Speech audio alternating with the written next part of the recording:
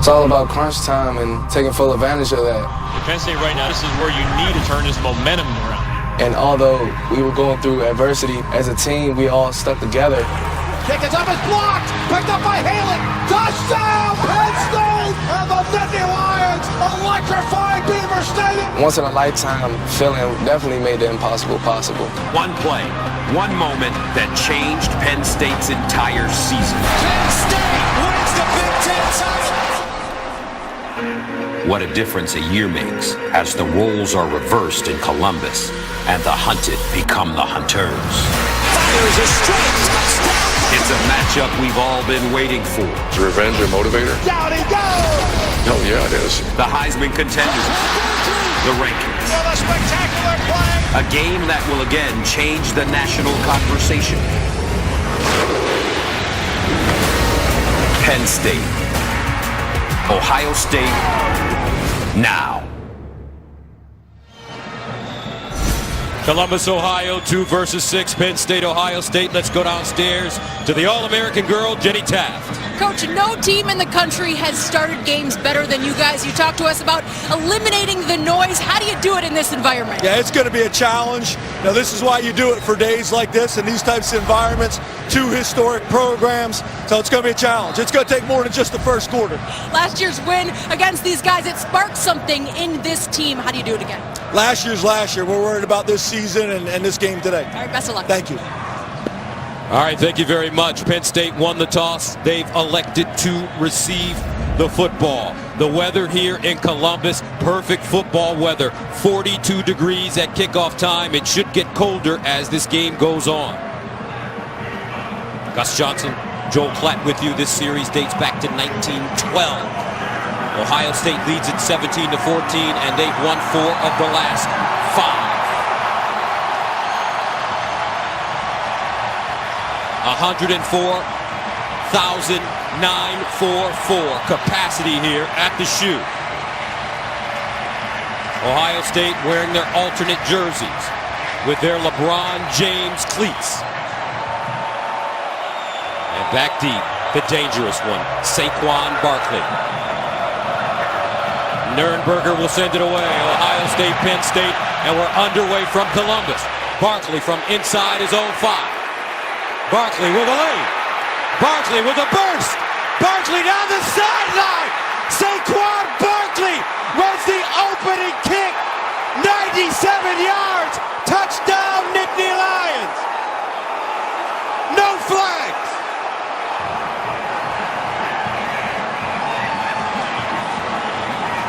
Special teams has been a problem for Urban Meyer dating back to last year and all this season. And one of the biggest issues on special teams has been this kickoff unit. Urban Meyer got to be sick to his stomach. That's the one player that you can't kick the ball to and allow him to return it. And Barkley puts a stamp on the opening of this football game. Tyler Davis in to attempt the extra point. And it's good. Saquon Barkley has now scored a touchdown in 15 straight games, the longest streak in Division I. Against Maryland, the Terps took a kickoff back. This was almost a duplicate of that, taking the ball to the left side of the field. That was the weakest part of this kickoff unit against Maryland, and it remains against Penn State. And once Barkley gets a crease, it is over. He was in the end zone basically when he crossed the 20-yard line on his side of the football. And Urban Meyer has got to be livid right now. That unit is the one that he spends the most time on, the kickoff team. They've struggled with it all year, and it comes back to bite them in the opening of this ball game. The last game without a touchdown in 2016 against Ohio State. So Penn State striking quickly. Ohio State coming off a bye week. Prior to that, they had defeated Nebraska in Lincoln and Maryland here at home the week before, in which they gave off a 100-yard kick return for a touchdown. And it's virtually the opposite to what happened last week for Penn State in a gigantic game against Michigan at home. What they were able to do is create the momentum early and get the crowd on their side. Here, in front of over 105,000 at the shoe, they took the crowd out of the ball game right away. Tyler Davis will kick it away. Paris Campbell back deep for the Buckeyes. Campbell starts from his own 7-yard line. Tries to get outside, hops forward, spins, and goes down at the 25. Nick Scott with the tackle on special teams. So when Ohio State has the football, what's the story? This offense has been on a record pace the last few games, but is it any different when they face a quality opponent? The last two teams against ranked opponent, Clemson and Oklahoma, 16 total points. We'll see if it's any different now. And they're going against one of the best scoring defense in the entire nation. 9.6 points per game allowed, led by their middle linebacker, Jason Kabinda. J.T. Barrett starts from his own 25. J.K. Dobbins in the backfield. And this is Barrett pulling it out, tucking it, and he'll get to the 30-yard line. J.T. Barrett is Ohio State's all-time passing yards leader and the first Buckeye in history to hit the 10,000-yard mark in total offense. And this is a guy that played maybe the best football game of his life against Nebraska the last time they were on the field. He was virtually perfect in that game, accounted for 7 total touchdowns, only had 6 incompletions. Ryan Buchholz down right now for Penn State, 7-0. Nittany Lions back right after this. And here's our craveable moment, sponsored by Dr. Pepper. 9 years ago here at the Shoe, another epic battle between these two took place. The Nittany Lions forced 2 turnovers, and backup quarterback Pat Devlin scored the only touchdown of the game as Penn State beat the 9th-ranked Buckeyes 13-6. That was the last time Penn State beat a top 10 team on the road, and they're off to a great start right now, up 7-0. However, bad news for Penn State. Ryan Buchholz has to be carted off. Yeah, and he's been playing great football. He's got a couple of sacks on the year. He's a sophomore from the state of Pennsylvania, and so they'll have to go into their depth right away. And onto the field, it looks like a redshirt freshman, Shaka Toney, comes in. He's a speed rush specialist, only weighs 230 pounds. 2nd down and 5 at the 30-yard line. Opening series for Ohio State.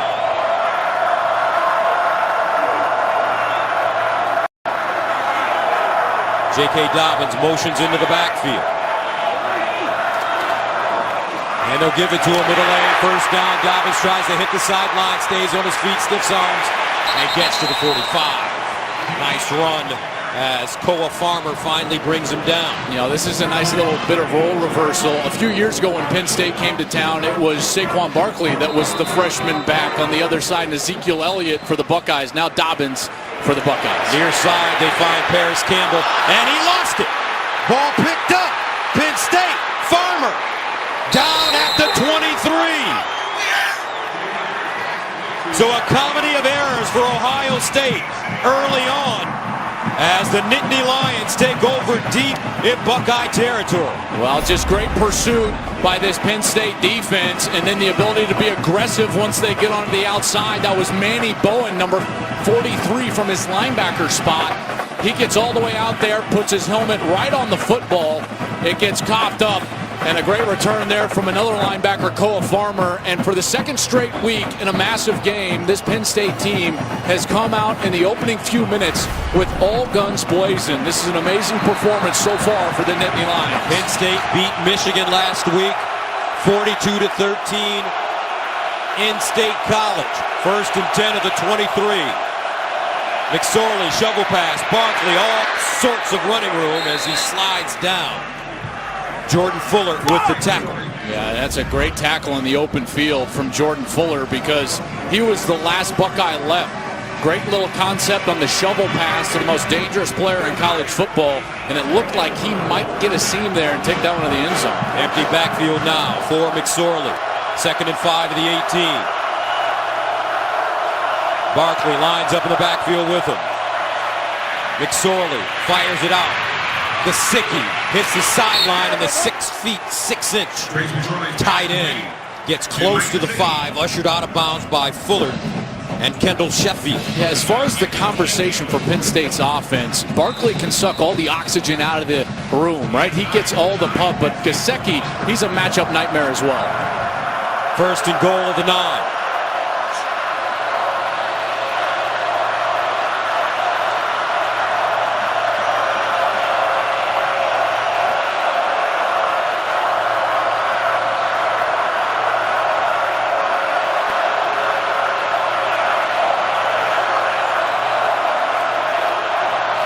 Barkley looking, picking, reverses, and goes down. Well defended.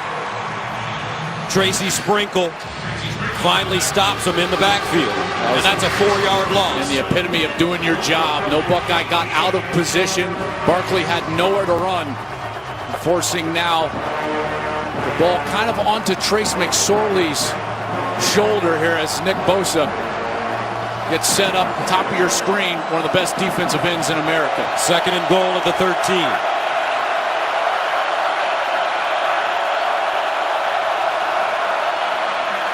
McSorley in the end zone. Incomplete. That ball intended for Deshaun Hamilton. Had it in his hands, just couldn't bring it in as Damon Webb covered. One of the reasons that Penn State had to pull that game out late against Iowa previous in the season is they settled for field goals on good quality offensive possessions. Here's another chance. Try to rewrite that history from previously in the season, and a big opportunity for Ohio State to force a field goal kick. Third down goal at the 13. Barkley's been great this season catching balls out of the backfield. McSorley lobs it in the corner. Touchdown, Nittany Lions. Deshaun Hamilton.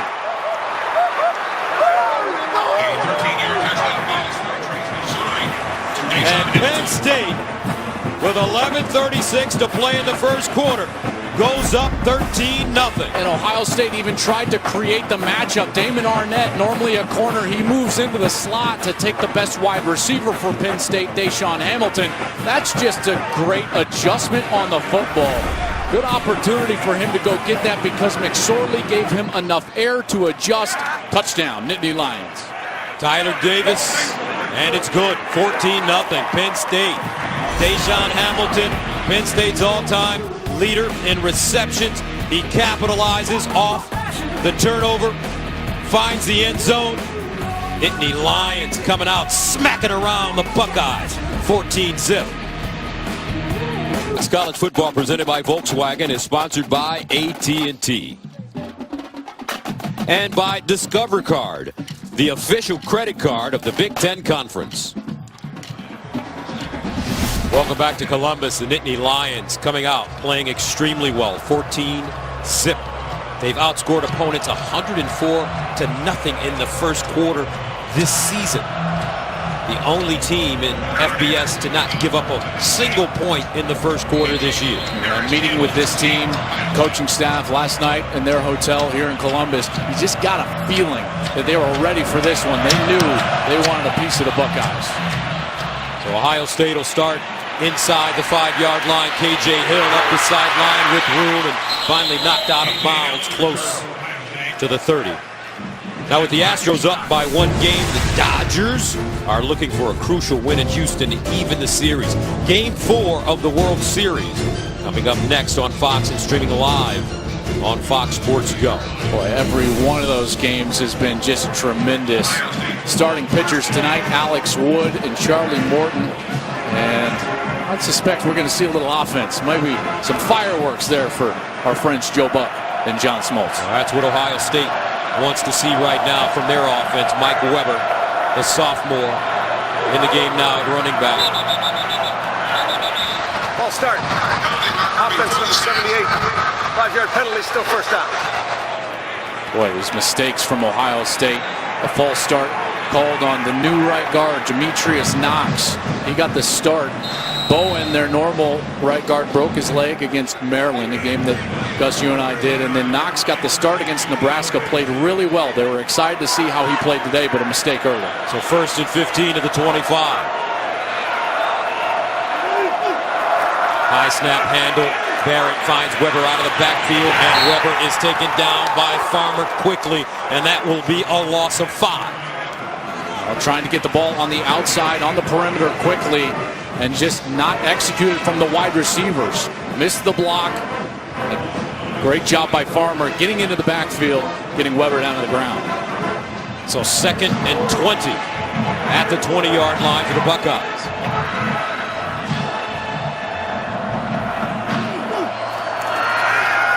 Barrett steps up in the pocket, throws, caught, dropped. Another mistake. Marcus Ball, the tight end, had it in his hands and just couldn't hold on. Well, every opportunity that we've seen so far for Ohio State to try to make a play, they have not. The mistakes and the missed opportunities. 3rd down and 20. Barrett with room. Wants to run it, and will go down to the 25. Ohio State will have to punt it away. Sharif Miller there to track down J.T. Barrett. Now, I love what Penn State did there on the 3rd and long.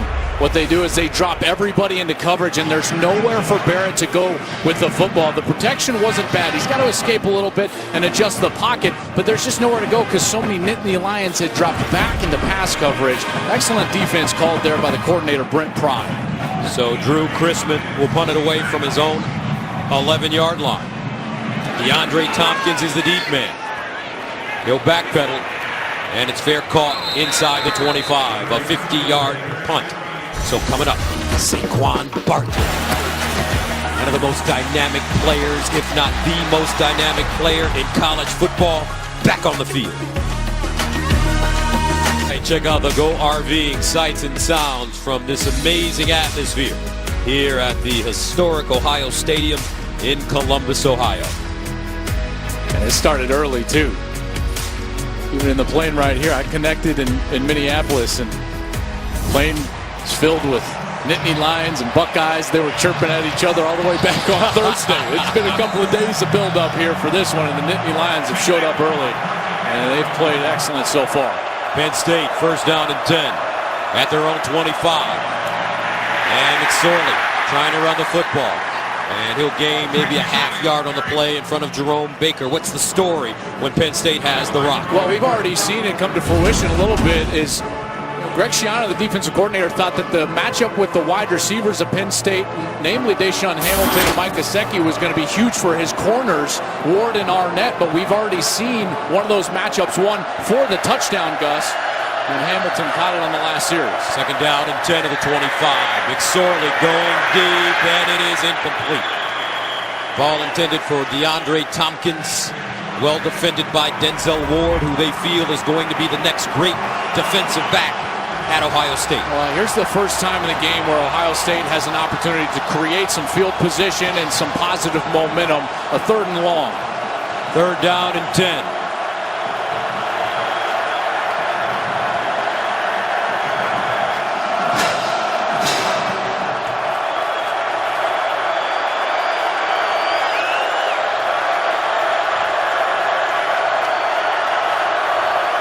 McSorley under pressure, gets it away. Barkley hits the sideline, and a 1st down.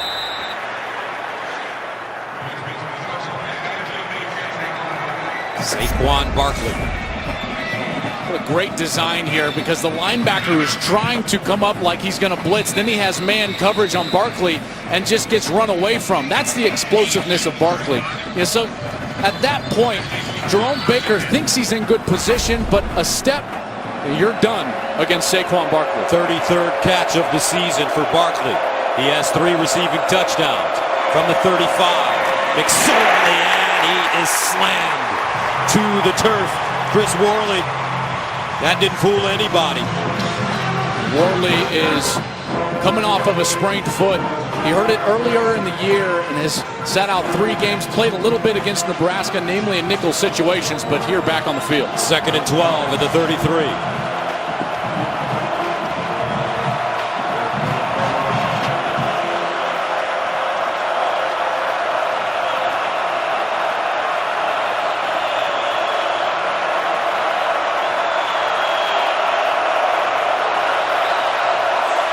McSorley rolling, throws on the move, and another loss Ohio State right on Gesicki as the tight end made the catch. Hubbard, the money man, in with the tackle. Well, here's another opportunity. Penn State went with the screen, the middle screen to Barkley on their last third down, but this is a longer situation. They're going to have to throw the football down the field. The guy with the biggest mismatch is the tight end, Gesicki, who's in the bottom of the formation. Third down and 13 at the 32. Empty backfield for Trace McSorley. He'll throw it. McSorley dancing in the pocket. Frees himself. Throws. And incomplete. Gesicki couldn't get up for it. And Penn State will have to punt it away. And McSorley will want that one back.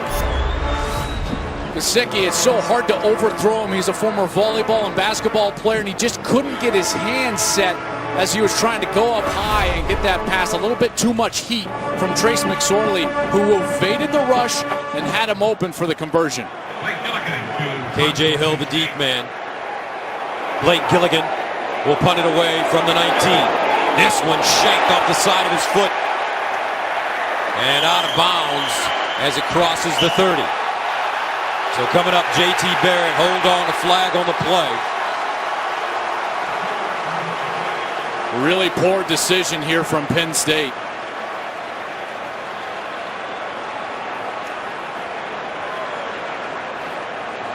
Erwin Charles took a big swipe at the end of the play. John O'Neill, your referee today. After the play was over, unsportsmanlike conduct, number 11 of the kicking team. 15 yards from the end of the run, first down. That is number 11's first unsportsmanlike conduct foul. Timeout. And it's Charles. So coming up, Ohio State on offense right after this.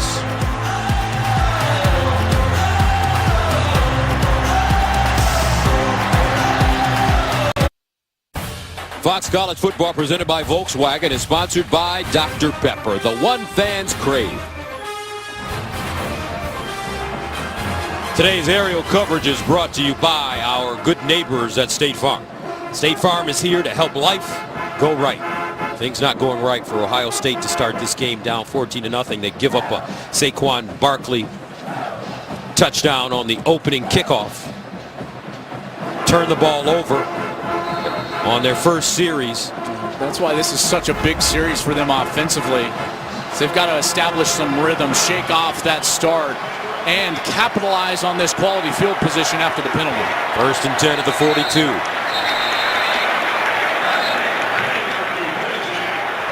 Ball start. Offense number 59.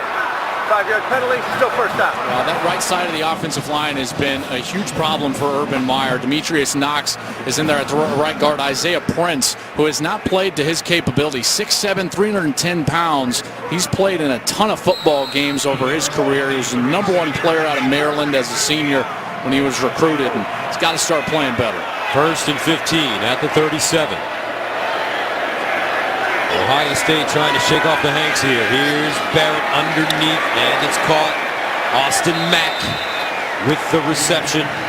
And he's brought down by Marcus Allen and Manny Bowen. And your leaders, your best players, are the ones that generally have to settle you down after an odd start like this. Look for Barrett here to try to get hot on this series with some easy completions. It's a gain of 10. Barrett giving it up. Dobbins around the corner, and he'll tumble forward to the 49. Shane Simmons with the stop for Penn State. And these types of third and short, Urban Meyer throughout his history has loved the quarterback run. Third down, 1 at the 49. And Barrett does run it, picks up the first down and more. Good call. Partner as he gets to the Penn State 30.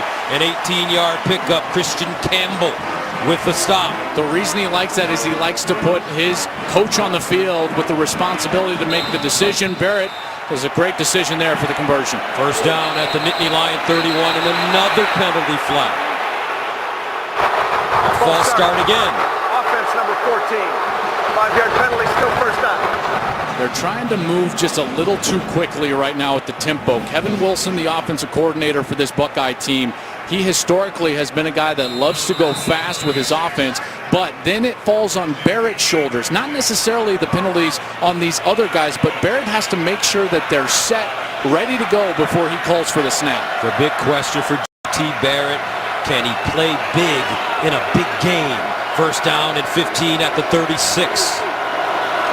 Barrett fires out wide, and it's caught by Hill, who finally gets knocked out of bounds inside the 25 by Troy Apke after a 12-yard gain. And another Nittany Lion player down. And that's the corner, number 1, Christian Campbell. Good length, and he's been having a very good season, the senior from Alabama. 23 tackles on the year, and a guy that has certainly been a big part of this defense as the number 1 scoring defense in America.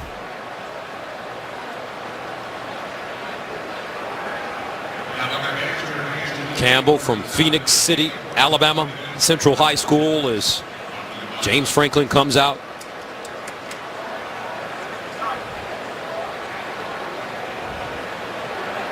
It looked like he was trying to reach back. Anytime, Gus, you see one of those players try, reach the arm out, and then the runner kind of runs through the forearm area, a lot of times those defenders will come up favoring that left arm. Here's Campbell, and you see how he kind of reaches out. See, and that's that pullback when the ball carrier runs through that arm can cause a little tension there, and he'll go get that attended to on the sideline. Hopefully he is okay as he walks off on his own. Second down and 3 at the 24. Ohio State starting to settle down now on offense, although they do have 3 false start penalties in the first quarter. J.K. Dobbins, the running back.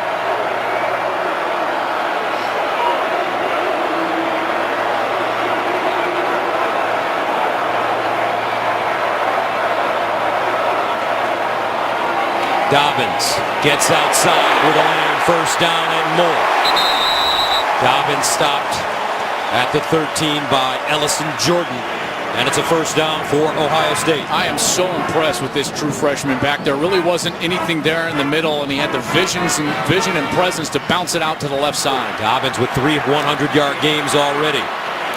Barrett hit as he throws, incomplete. A lot of pressure in the backfield. Sharif Miller getting to him, and this defensive line for Penn State is a pretty good one. They are, and I would say that the sum is greater than the parts, but they play hard and aggressive. They get up the field. They made life miserable on John O'Corn from Michigan a week ago, and they're playing pretty well so far, although Ohio State has been able to run the football so far in this game. Second down and 10 of the 13.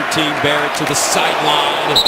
K.J. Hill hit as soon as he catches the football, and he's hit by Uruwaria.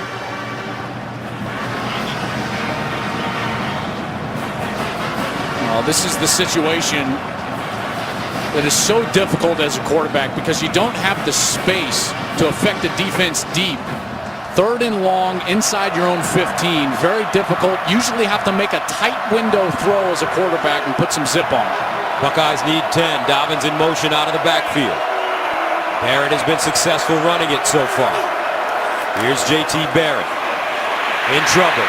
And Barrett is sacked at the 21. Curtis Cawthron got to him and brings him down. A loss of 8. Good coverage in the back end. Wasn't anywhere for Barrett to go with the football initially. He was looking off to the right side, no separation, and then that allowed the rush to get to him. They ran a big game up the middle, and now you're going to see it get there. That's Cawthron, comes around from the tackle spot, and the pursuit gets Barrett to the ground. So Sean Nurnberger comes in to attempt a 38-yarder. Got it up and good. Ohio State on the board, 14-3. Under 5 to play. First quarter, back to Columbus right after this. I was right out of college and I was starting job interviews, and I already noticed that my teeth were starting to shift. When I heard of Smile Direct, I was so excited. Let Smile Direct Club give you a smile you'll love for 60% less than braces by sending invisible aligners direct to you. Plus, we straighten most smiles in an average of 6 months. So convenient. You don't have to go to an orthodontist every month. You can go into a Smile shop. They also have a kit that they can ship directly to your house. There's really no excuse to not try it. Get started for 60% less at SmileDirectClub.com. So Ohio State scores 14-3 now. The dangerous part kicking off. Well, this is the unit that has just struggled so much this year. Urban Meyer has talked about the placement of the kick being off, the coverage not being where it needed to be. They've shuffled some guys in and out of the lineup on this kickoff unit. And at this point, with Saquon Barkley back to receive, Gus, I'd kick it along the ground. I think it would just be crazy to boot this ball in the air with the struggles that they have had to the most dangerous man in college football. Last time he touched it on the kickoff, 97 yards later, he was in the end zone. Sternberger, and he'll just pop it in the air, and fair caught at the 25. Time now for the best seat in the house, sponsored by eBay. Fill your cart with color. Here's Jenny Tapp.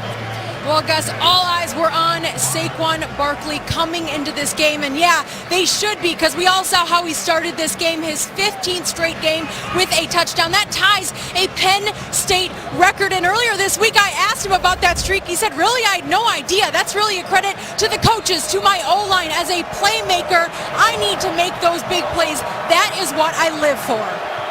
All right, Jenny, thank you very much. 1st and 10 of the 27. And it's McSorley running the football, and he'll be lucky to get back to the line of scrimmage. Urban Meyer saying about Saquon Barkley, he's the best all-purpose guy we've probably faced maybe in my career. And that's 30 years. I mean, which is saying something. Think of some of the backs that he's seen, whether it was his career at Florida in the SEC or even right here, the Big Ten. He's seen guys like Melvin Gordon. He's even had one of his own, which was a great back, Percy Harvin. 2nd and 10 of the 27. McSorley to throw it.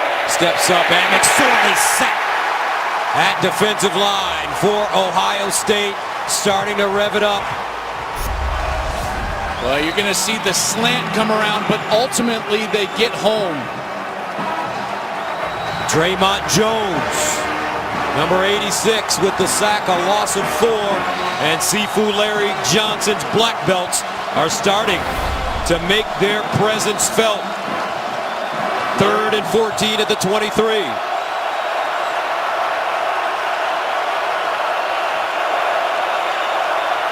McSorley over the middle. Barkley with the catch.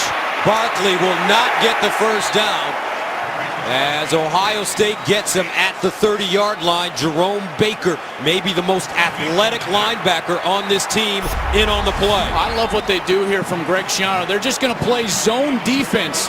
What that does is it's not going to create a matchup situation where Barkley has a one-on-one. You allow the completion underneath the coverage, rally up with all your defenders to make the tackle. Lake Gilligan punts it away. KJ Hill looking for a shot. He'll get it from the 30. Hill straight ahead, and Hill crashes forward as he crosses the 45 up to the 46. A 39-yard punt and a 17-yard return. Cam Brown with a tackle. Let's go to Los Angeles and check in with Greg Wolf. Gus, thanks. We go to South Bend. Number 14, NC State, 9th-ranked Notre Dame. After a special teams touchdown by the Wolfpack, Notre Dame answers. Brandon Wimbush to his tight end, Durham Smythe. 25-yard score. It is all tied at 7 first quarter. Gus, Joel, back to you. That's a big development because Wimbush has really been more of a threat as a runner for Notre Dame. They're the 6th-ranked rushing team in America. First down from the 46. Barrett again pulls it, and JT Barrett will get inside Nittany Lion territory after he gains 6 yards on the play. Jason Kabinda, the middle linebacker, with the tackle. You can already see a big part of this game plan is going to be the quarterback running of JT Barrett. 2nd down, pump fake, Barrett looking long. Barrett's got a receiver, and incomplete. Intended for Johnny Dixon. But that ball tracked down in the air by Troy Apke. He has him wide open and just doesn't put enough air on that. That ball has got to be thrown way out in front of the speedy Johnny Dixon. I know the fans here are going to want the contact before the ball arrives, but that's a mistake from Barrett. He's got to throw that ball out there when you've got Johnny Dixon, one of the fastest players on the team, out there with space. Let him go run. 3rd and 4 at the 48. Can Penn State get off the field here? Barrett hands it off. Dobbins first down. Dobbins, the freshman, out of bounds at the 27. Castro Fields pushes him out, but on 3rd and 4, Buckeyes get 20. And this offensive line, while they've struggled with the false start early in this game, they have been opening up big holes in the run game all day so far. 1st down and 10 to the 27. Barrett pumps it again. Looking. Barrett in trouble. Barrett chopped down in the backfield for another sack, Sharif Miller. And credit the secondary. Great coverage for Penn State. Well, I love what they do here. Watch. As the corner sees that they're going to try to run this same little pump and then go, he falls all the way back into coverage. Barrett's got to hold on to the football, and then the rush finally gets to him behind the line of scrimmage. Loss of 3. 2nd and 13.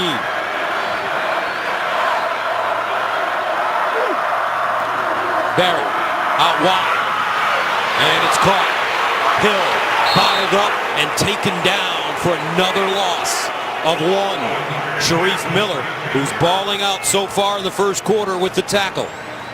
These types of plays look all too familiar for Buckeye fans. Whether it was against Clemson or Oklahoma, they went side to side far too often, not threatening the defense down the field and allowed the defenses to play more aggressive, and we're seeing that play out here against Penn State. 3rd and 14 at the 31.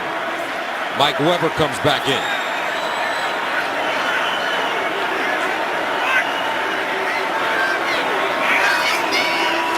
Barrett fires it, caught, but not enough for first. Austin Mack with the reception, a 6-yard pickup on 3rd and 14.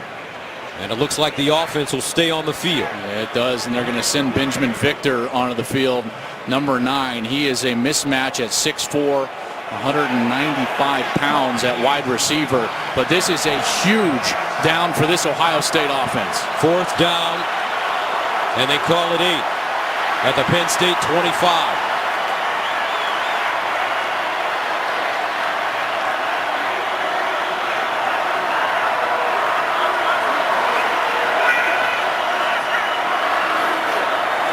J.T. Barrett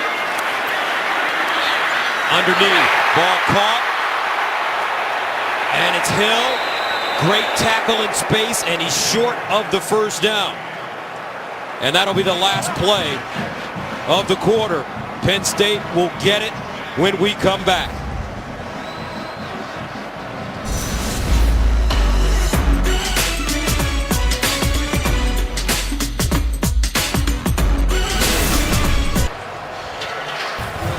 Welcome back to Fox College Football presented by Volkswagen, the Horseshoe, Ohio Stadium, Columbus, Ohio, 14-3. We start the second quarter. Penn State with the lead in the football at their own 19. Saquon Barkley looking to get on track offensively. He's already run a kickoff back 97 yards for the touchdown. 1st down. And McSorley running it. McSorley gets to the 25. Jordan Fuller with the tackle, a 6-yard gain. Well, if I were to tell you that at the end of the first quarter, Penn State would have -10 rushing yards, 43 passing yards, and only 2 first downs, what do you think the score would be? I'd probably say 14-3 the other direction, but it's the kickoff return for a touchdown, the short field. Nittany Lions capitalize, and they got the 14-3 advantage. 2nd down and 4 at the 25. McSorley underneath. 1st down, Penn State, as Gesicki, the tight end, makes the catch.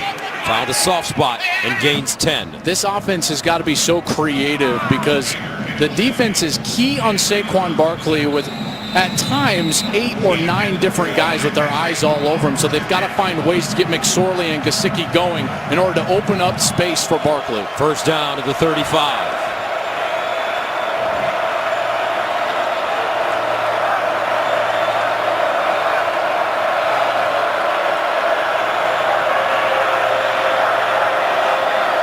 McSorley looking over the middle and incomplete. Juwan Johnson, the intended receiver, but that ball thrown behind him. And that brings up 2nd and long. I always thought as a quarterback, one of the hardest things to do was to scoot up in the pocket and have to get your momentum going towards the line of scrimmage and then have to throw a crossing route, because it needs a little touch and nuance to get it out there as a catchable ball in front of the wide receiver. 2nd and 10 at the 35. Barkley's touches offensively have been limited. McSorley to throw it. McSorley in trouble, dances, fires to the sideline, caught, but an immediate hit by Denzel Ward as he wrapped up Juwan Johnson.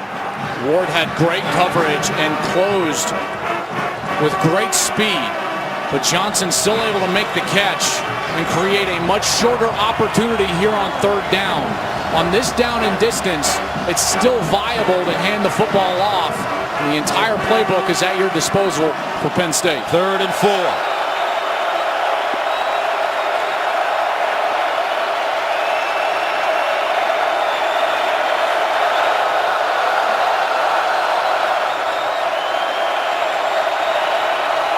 McSorley to throw it.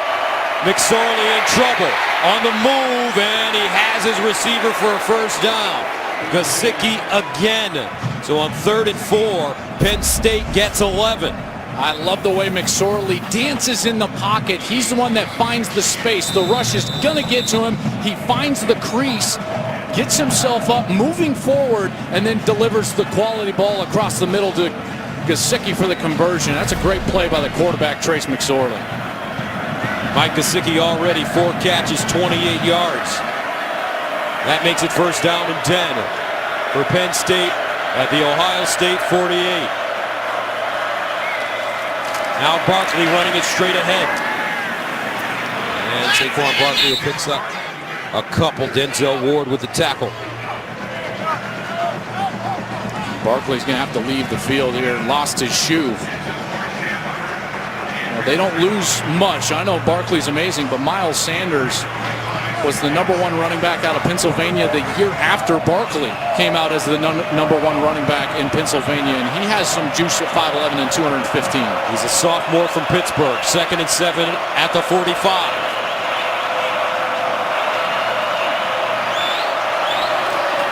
McSorley lobs it up the sideline, and a flag on the play. Incomplete.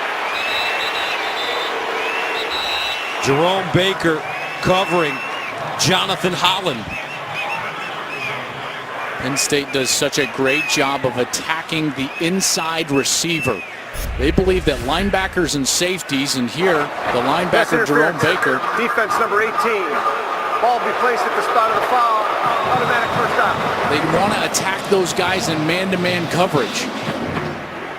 I thought it was more of a hold earlier than it was pass interference there towards the end of the route, but Baker, normally incredibly athletic, just had too much contact there with Jonathan Holland, who's the backup tight end, who's subbing in for Gesicki there into the slot. 1st down at the 36 for Penn State.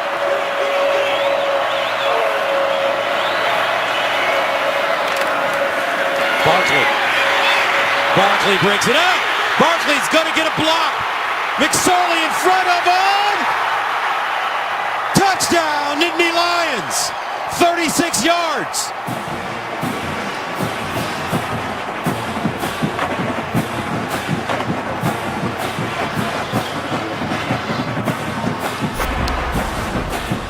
They're going to be slanting the defense, and as this player comes to the defensive end, watch Gesicki as he goes across to get the key block. That's the one that seals it, and then Barkley is able to get through the line of scrimmage before bouncing it out to the left, and then he turns on the Jets. This guy is just dynamic. I have not seen a player with this dynamic and rare combination of speed and burst athleticism that Barkley has, and they're going to be taking a look to see if he stayed in bounds.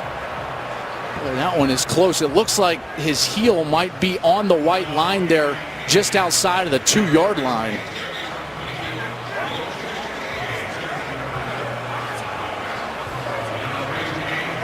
so difficult to tell. It's that step. It's the right foot that may have been just out. This step right here. Boy, that looks in to me. The ruling on the field is a touchdown.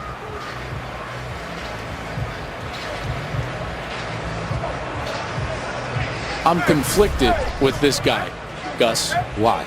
After further review, the ruling on the field of touchdown stands. He's a feather of lead.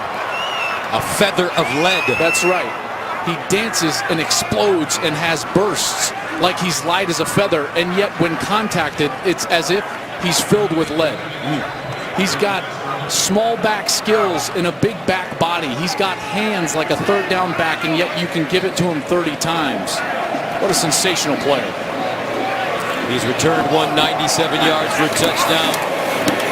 He's now rushed 3 times for 35 yards and a touchdown, caught 3 passes for 23 yards. Saquon Barkley, a superstar, and Penn State leads Ohio State on the road. Presented by Volkswagen is sponsored by State Farm, here to help life go right.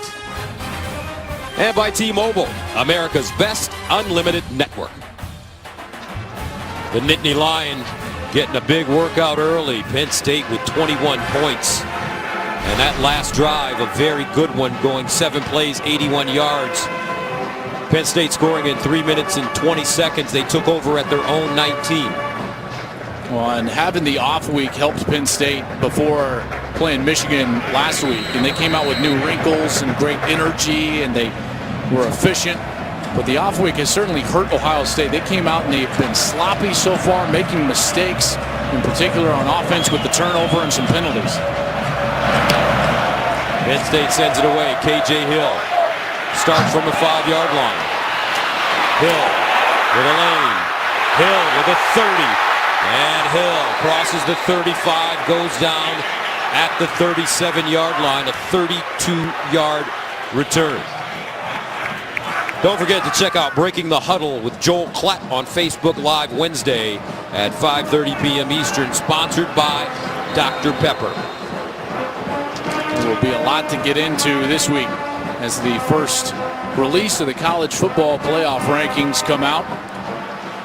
I'm sure there'll be plenty to talk about. First down at the 37 for Barrett and the Buckeyes offense.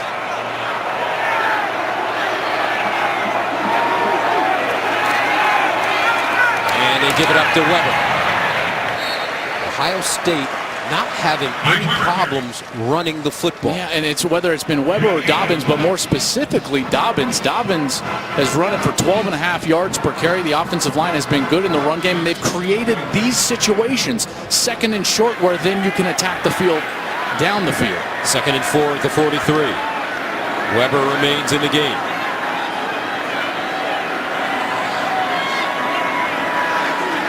Penn State looks like they're showing blitz. Now they back out of it. Here's a handoff to Weber and a first down for the Bucs. Now, previously in this game, we've seen them try to get, I feel like, a little cute, throwing out those bubble screens, trying to play the side-to-side game when the vertical game, namely in the run, has been so effective for them. They can march down the field. If I was Ohio State and Urban Meyer, I would force Penn State to bring all the safeties up, to commit more resources to the run game before I start to throw the football around. After the 5-yard gain, 1st and 10 at the 48 for Ohio State. And here comes J.D. Barrett wide open on the sideline. And this is Mack. And Mack claws his way down to the 16. Koa Farmer with the tackle. Great throw by J.T. Barrett, 36 yards. He's going to be coming all the way across the formation, and it's the play-action fake that allows him to get so open, utilizing that quality run game to influence the linebackers and safeties and get them open. First down to the 16, and Weber runs into a pile of white jerseys. Cawthron leading the way. That's Curtis Cawthron. Curtis Conrad makes That defense is very stout down the middle. A couple of seniors in there, defensive tackle, Curtis and Parker Cothran, Jason Kabinda, Marcus Allen, the senior safety. And that's certainly the mark of any great defense, is the strength right down the middle. 2nd down and 9.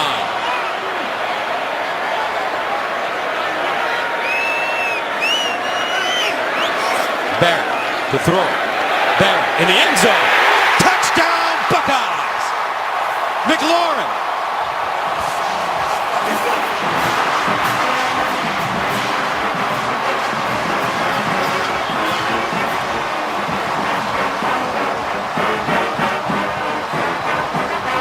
Terry McLaurin.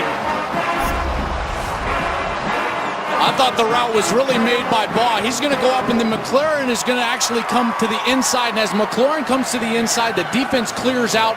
Barrett gives him a perfect ball right on the face mask. And the Buckeyes get their first touchdown of the day. 91st touchdown pass by Barrett, and the extra point is good. Ohio State finally getting 6 points.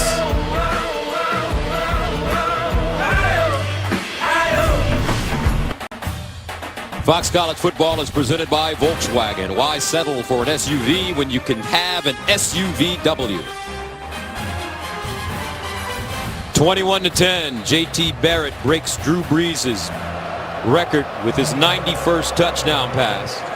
Sets a Big Ten record now, but more importantly, the Ohio State offense is finally starting to get a rhythm. Yeah, and maybe more importantly, Kevin Wilson, the coordinator. Remember, this is the 3rd coordinator that J.T. Barrett has played for here at Ohio State. And I felt like that series, everybody was more on the same page for the Buckeyes, whether it's play callers or quarterbacks or even some of the running backs and wide receivers.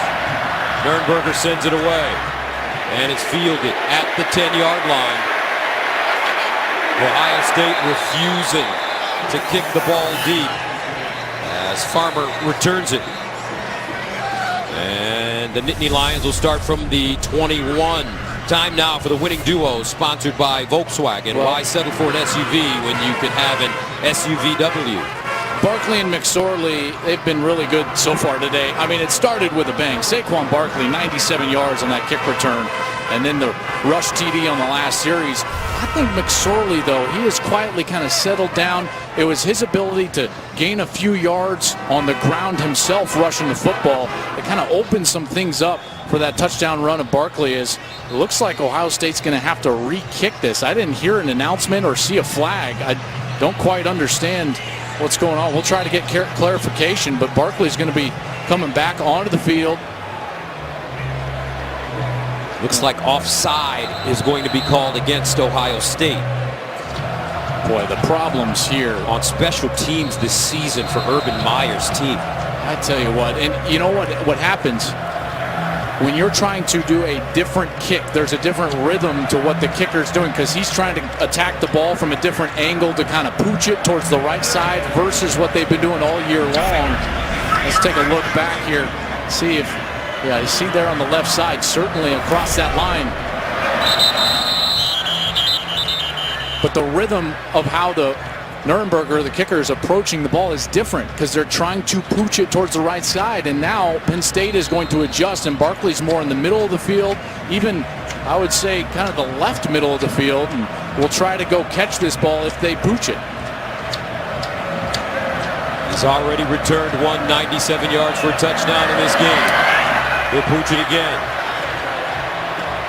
And fielded at the 19-yard line by Farmer. Farmer gets outside with a block. Go Farmer. Still running and finally goes out of bounds as he crosses the Ohio State 25.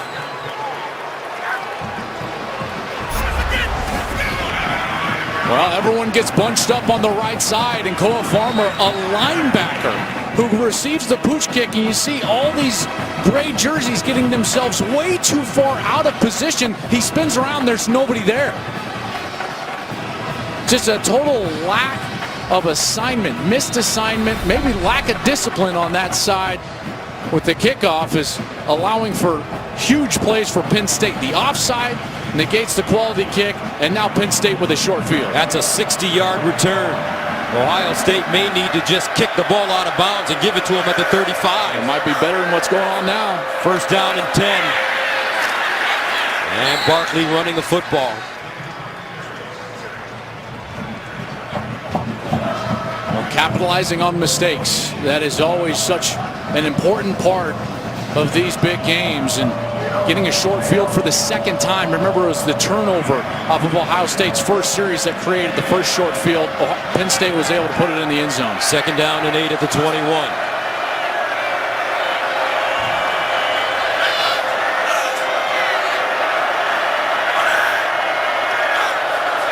McSorley to throw. Steps up with a lane. Caught on the sideline and out of bounds. A flag on the play. Gesicki with the reception. Yeah, he was out of bounds too early. He was trying to keep himself in bounds, but he steps just out, didn't quite reestablish himself before receiving that. Illegal touching of a forward pass. Offense number 88. Went out of bounds on his own. Came back in, was the first to touch the pass. Lost it down at the previous spot. Second down. And I was a touch wrong there, because when you go out on your own accord, here's Gesicki kind of top of your screen right there. You go out on your own accord, you just can't touch the ball, even if you reestablish. Now, if he had been forced out, he can reestablish himself, then be the first to touch the ball and receive that catch. But because he just did that on his own, that ball cannot go in 88's direction. Third down and 8 at the 21.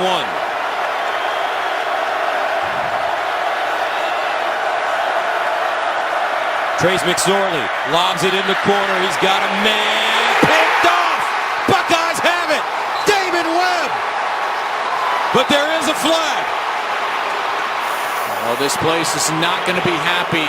Damon Arnett is going to get called for the pass interference. Here's number 3, Damon Arnett.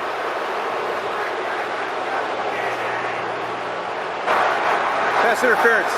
Defense number 7. 15 yards from the previous spot. Automatic first down. Well, they're going to call that on Damon Webb, and that's not even close to a pass interference. It's really not a pass interference even on Damon Arnett. And Webb's just the one that came over and caught the ball.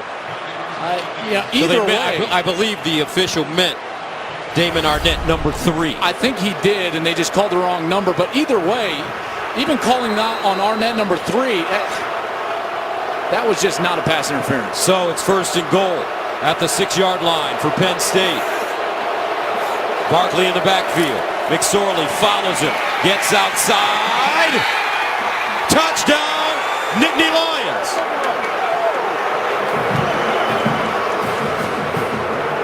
And Penn State takes a 27-10 lead with 8:06 to play in the second quarter. Well, McSorley gets the edge. And the athletic quarterback dives for the pylon, able to get it just inside. And the Nittany Lions firing on all cylinders now. 3 rushing touchdowns for McSorley last week against Michigan. Tyler Davis in to attempt the extra point.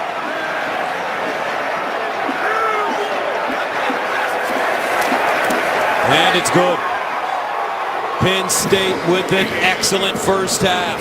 Here in Columbus, Coach Franklin, a superstar coach in the Big Ten, and his team has it going early.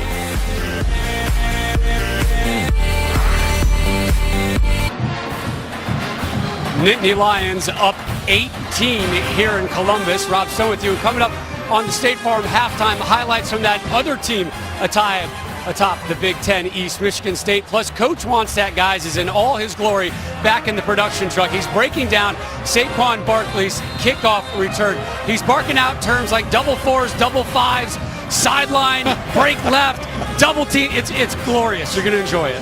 Let me break it down for you. Fast. KJ Hill deep for the Buckeyes.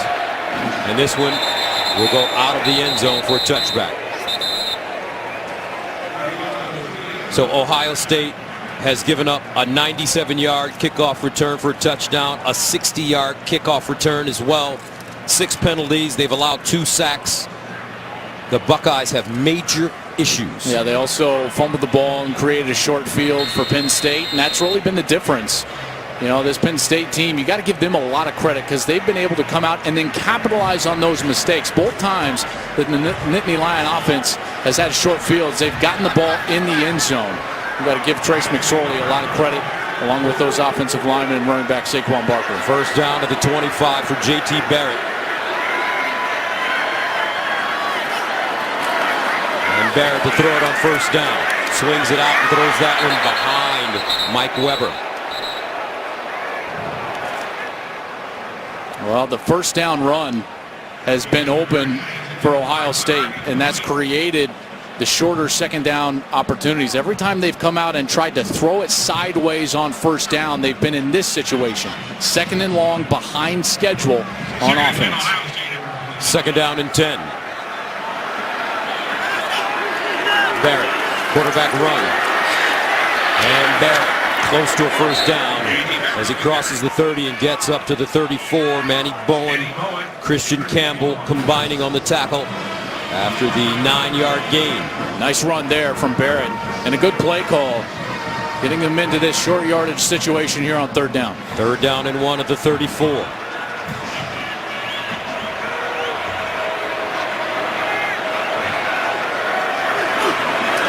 Barrett will run it, has a first down and more. J.T. Barrett crosses midfield and steps out of bounds at the 43-yard line.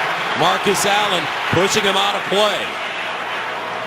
Well, they're going to bring the motion across, and that motion ends up taking the eyes of the linebackers over to the right side of the defense, and Barrett ends up running back to his right side to a huge gap, an open field for the first down, and lots more. He picks up 23, first down at the 43. Barrett all day to throw it. Now Barrett dancing, wants to run it, and Barrett just wrestled down at the 41 by Manny Bowen. A 3-yard gain. Well, this game plan has certainly been Barrett-centric. You know, whether he's running the ball or has it in his hands to throw it, they're asking their senior, their leader, to do a lot today. Second and 7. Barrett near side. Weber squares his shoulders, powers forward, picks up a first down as he gets to the Penn State 31. Jason Kabinda with the tackle. Good blocks on the outside there, and a nice aggressive run from Weber to make sure that they're moving the chains. Jason Kabinda assisting on the tackle. So a first down at the 31-yard line.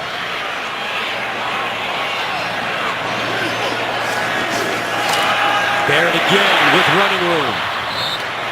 And somewhere Tim Tebow is watching this game, and he's saying, I used to do that. I was going to say, this looks familiar, right? He's absolutely thinking that. And Barrett's certainly athletic enough, and he has run the ball well so far. Over 6 yards per carry so far today. Second and 5 at the 26. Barrett to the far side, caught by Hill. And K.J. Hill powers his way to the 15. Campbell, Marcus Allen. 11-yard gain. Nobody there on the left side. Barrett snaps it quickly and gets the ball out to a one-on-one. Gets the block and a conversion breakdown from Penn State's defense that Barrett took advantage of. First down to the 15-yard line for Ohio State. And this is Weber. Tough sledding for Mike Weber as Marcus Allen came up and chopped him down. But it's a 5-yard gain. Boy, that's an aggressive safety right there. Senior from Upper Marlboro, Maryland, 6'2", 207. And when he comes in to fill for the run, boy, he brings some serious thunder with him. Charge timeout, Penn State. They're first. And Penn State calls a timeout. Ohio State knocking on the door, down 28-10. Coach Franklin, Nittany Lions. Let's go right now. Beat Ohio State. We are Urban Buckeyes. Let's go right now. Beat Penn State. Go Bucks. All right, some famous alums. 2 brilliant head coaches, James Franklin and Urban Meyer. Franklin getting the best of Coach Meyer last year at State College. And right now his team with a 28-10 lead. But Ohio State faced with a 2nd and 5 at the Penn State 10.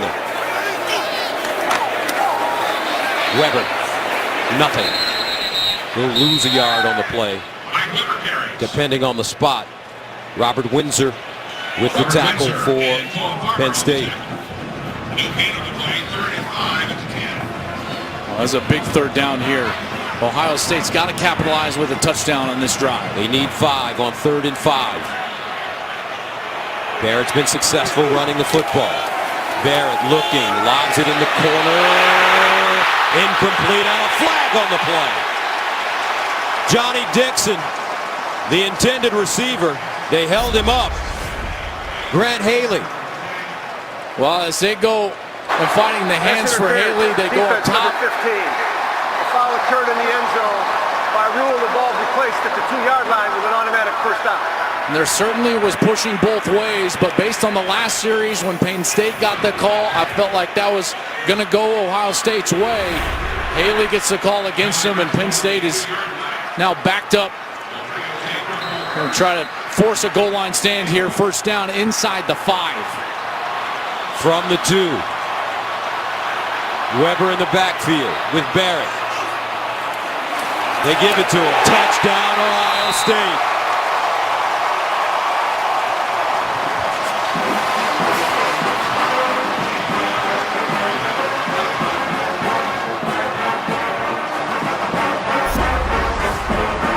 Watch this offensive line just mash down the defensive line for Penn State. Great movement, and Weber walks into the end zone. That's a terrific answer. Aided by that pass interference, they capitalize and stick it in the end zone. So with 4:56 to go, Nurnberger's extra point is good. 28-17. High-scoring game in the first half. In Columbus, 2 versus 6. Back after this. Today's aerial coverage is brought to you by our good neighbors at State Farm. State Farm is here to help life go right. Things starting to go better now for Ohio State as they go 10 plays covering 75 yards, eating up 3 minutes and 10 seconds. And the problem is now they got to have this kickoff unit on the field, and this is the one area where Ohio State has just been, well, frankly, pitiful today. And they pooch it again. Farmer. And he goes out of bounds at the 30. Let's check in with Greg Wolf for an update in Los Angeles. All right, Gus, we have an upset alert. Names Iowa. Iowa State cracked the top 25 for the first time in 12 years, facing number 4 TCU. Kyle Kemp to Hakeem Butler. 4-yard touchdown. Cyclones lead 14-0, second quarter. Gus, Joel, back to you. I'll tell you, that's a tough place to play. I know people smirk at that, but it is up there at Ames, Iowa. And this team has got it going. They're 5-2 in their last 7 Big 12 games after going 2-22 in their previous 24. So Matt Campbell's doing a heck of a job there for the Cyclones. Crowd starting to get into it now in Columbus. Penn State takes over at their own 30. McSorley setting up a screen. McSorley and a flag on the play as Sam Hubbard, the money man, got into the backfield. I thought he might have grabbed his face mask. Face mask. Defense number 6. 15 yards to the previous spot. Automatic first down. No, this is just one of those areas where McSorley tries to duck. Hubbard goes in that left hand. See how he turns the helmet and then grabs even that second little grab that draws the flag. Excellent effort from Hubbard. Almost unavoidable. But yes, that's a face mask. Will create even better field position and a great opportunity here for Penn State. 7 penalties, 59 yards against the Buckeyes in the first half. That's an awfully tough position to be in as a defensive end because he goes up to block the throw as the throw is being faked. And then as he's coming down, there's almost no other place for his hand to go. First down at the 45 for the Nittany Lions. Barkley motions into the backfield, takes the snap, hands it off to McSorley. And McSorley dragged down at the 46. Dante Booker with the tackle. I was wondering when we were going to see Barkley come back and actually receive that snap. This is the formation that they ran on the second play of the game against Michigan. Barkley ran it for a touchdown. Ohio State was ready. Second down and 9 to the 46. 4:20 to play in the first half.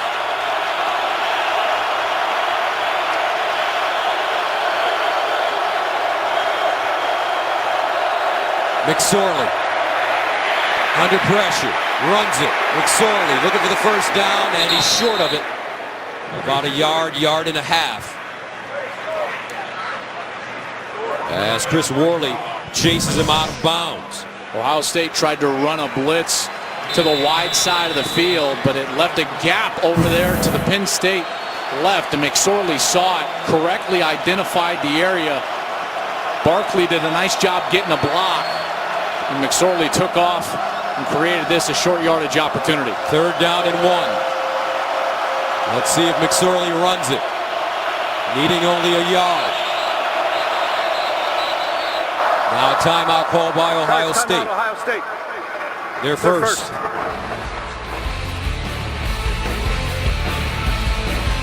Undefeated. Penn State Nittany Lions at 7-0, ranked second in the nation with a 28-17 lead on the road against Ohio State. 6-1, their only loss at home to Oklahoma. Baker Mayfield and company. Third down and 1.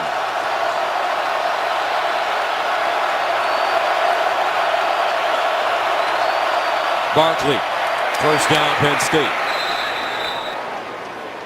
Chris Worley with the tackle. Solid drive here from Penn State. Really set up by the feet of McSorley, getting away from the rush and creating that short yardage situation where Barkley can basically just dive for the first down.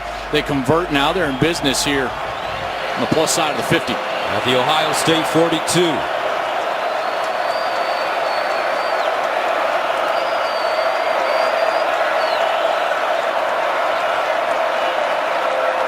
And Barkley submarining will get to the 38.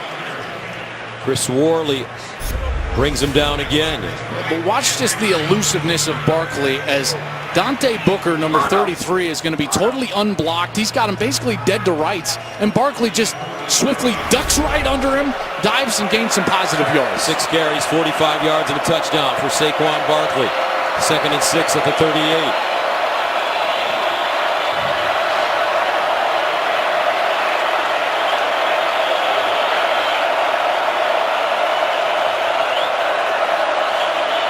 McSorley steps up, throws to the sideline, and he skips that one to his intended receiver, Deshaun Hamilton. 3rd and 6 coming up. Well, this is the opportunity that Ohio State wanted to get, is a 3rd down opportunity on this series. With a guy like Bosa out there and all these pass rushers, Greg Schiano, normally very aggressive, has played more zone coverage, trying to allow his great pass rushers to get up the field and get to the quarterback. 3rd down and 6 at the 38. McSorley hands it to Barkley, and he won't get it. Barkley stopped by Nick Bosa. And that brings up 4th down and 4. Well, he's got a decision to make, and James Franklin is thinking about it on the sideline. I think he's going to let the clock go down, take a timeout, and they'll talk about it. Remember, Penn State received the opening kickoff. Barkley took it back, but that means that Ohio State receives the kickoff to begin the 3rd quarter. So James Franklin is going to debate whether to keep his offense on the field or kick it off, punt it to J.T. Barrett. And the fact that he took the delay and not the timeout means that he'll punt it away. Try to pin Ohio State inside their own 10. Delay of game. Offense. 5-yard penalty. 4th down. So if you're a Buckeye fan, everything that could go wrong went wrong in that first half. Yeah, and there's still life, right? Because that man, J.T. Barrett, has played really well. He's played well running the football, leading them in rushing with 63 yards. He's 12 of 16 for 100 yards throwing it. Also has a touchdown, and now he'll have the ball in his hands with about a minute 25 left after this kick. Third punt of the game for Blake Gilligan. K.J. Hill, the deep man, and he has it at the 14. And now a quick message from Duracell. Duracell is the #1 trusted brand. J.T. Barrett getting some instructions on the Ohio State sideline. Only 3-time captain in Buckeye history. What a career. And he's going to be perfect in this type of situation because he's had so much experience. With 1:31 left, 2 timeouts, they can run the football on first down, try to open up the defense for the play action pass on second. First down at the 14 for Ohio State. Barrett under pressure. Throws it. Weber with the catch, but he is stuck. Troy Apke reading that play. A 7-yard loss. They're going to bring the pressure, and then the safety's going to go all the way up Apke, and he reads it perfectly. Just a total misdiagnosis from Barrett, who threw it right into Apke, who was sinking down, covering up for the blitzing linebacker. Second down and 17. A minute to go.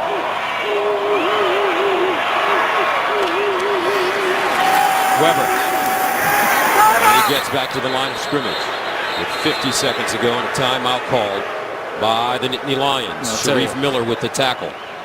James Franklin is doing a wonderful job of managing this situation. Rather than taking a timeout before the punt, he takes the delay of game. It saves 2 timeouts, and he'll take one now, up 28-17.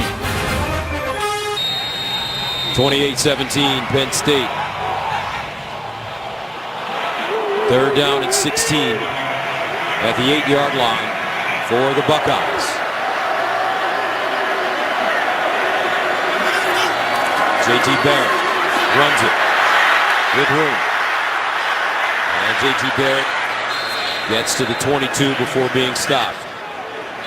14-yard gain as Jason Kabinda makes the tackle.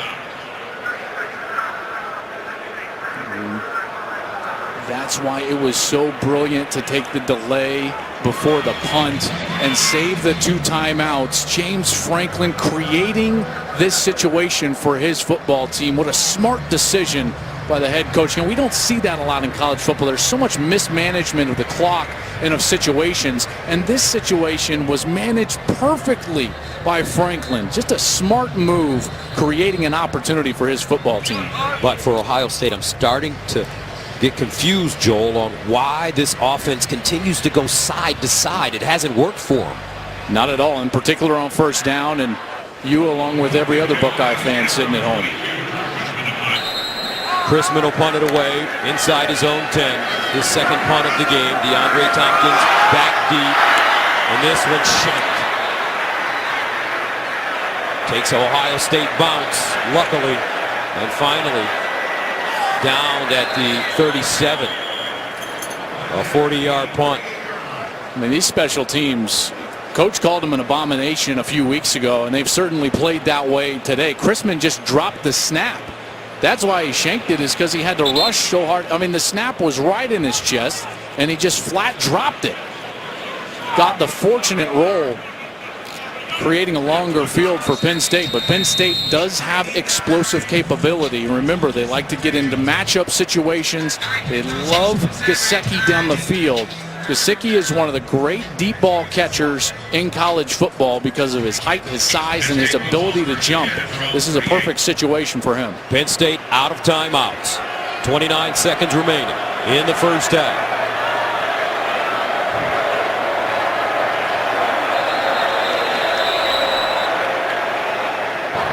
Delay of game. Offense.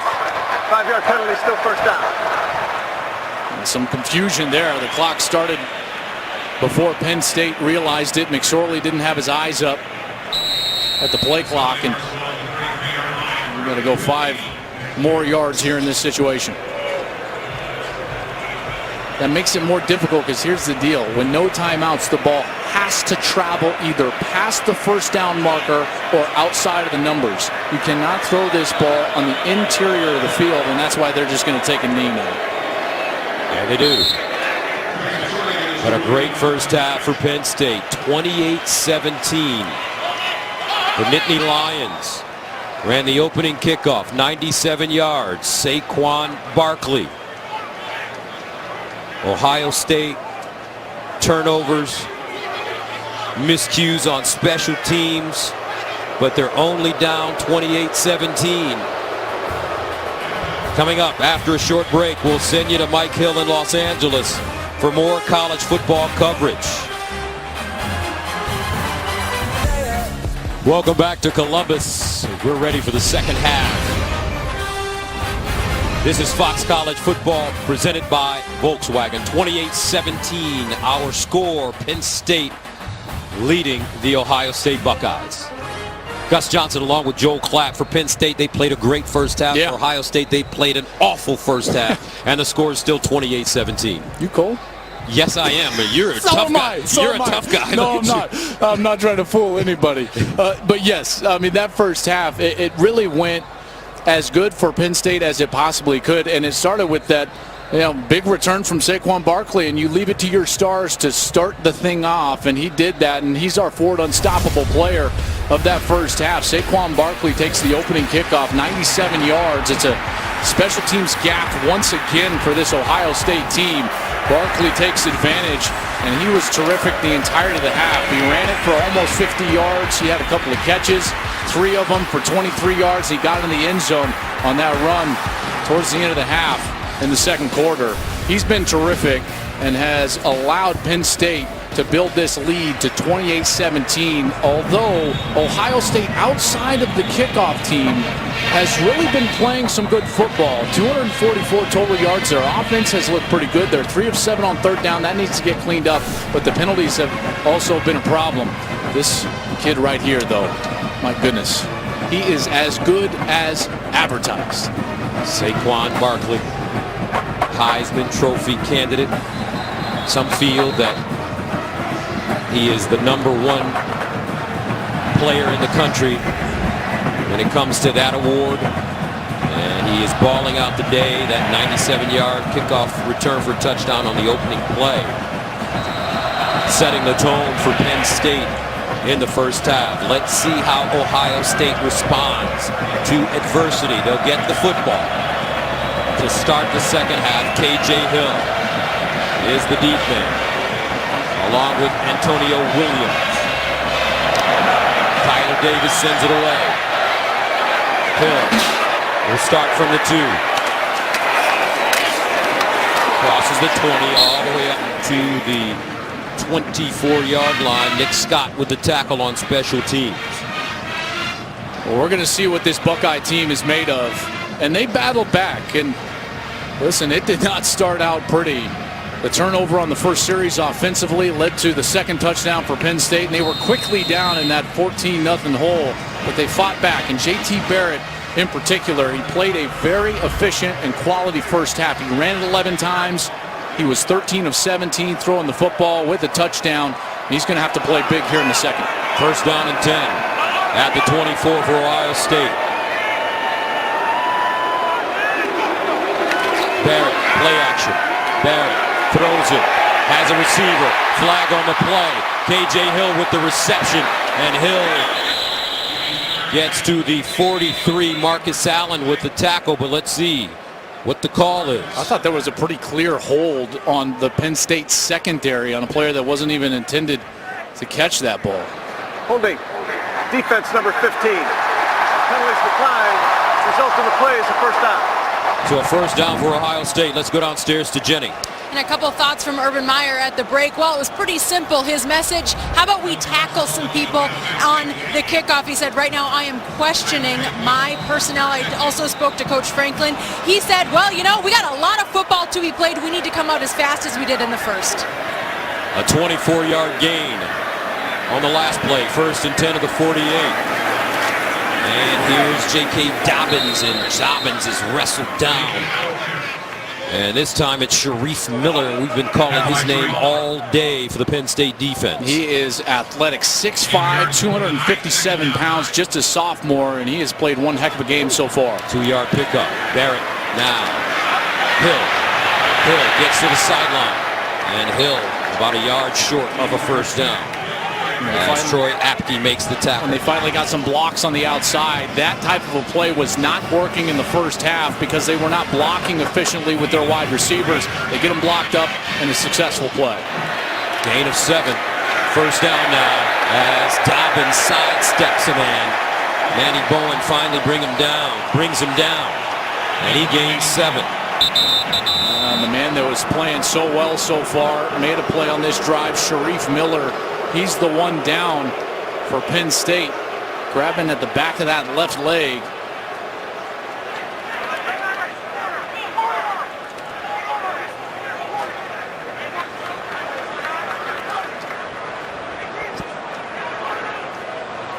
James Franklin back on the field, and Ohio State fans not happy. Their offense slowed up a bit by Sharif Miller's temporary injury. This offense certainly has some rhythm now, and they're utilizing the tempo with J.T. Barrett at the helm, getting up to the line of scrimmage and getting these easy positive yards, whether it's on the outside or even between the tackles. First down and 10 of the 36.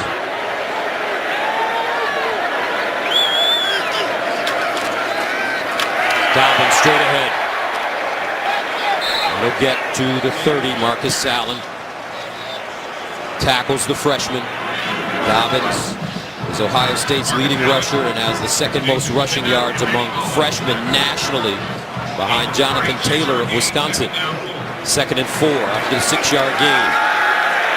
JT sprints out, throws on the move, has his receiver out of bounds. C.J. Saunders.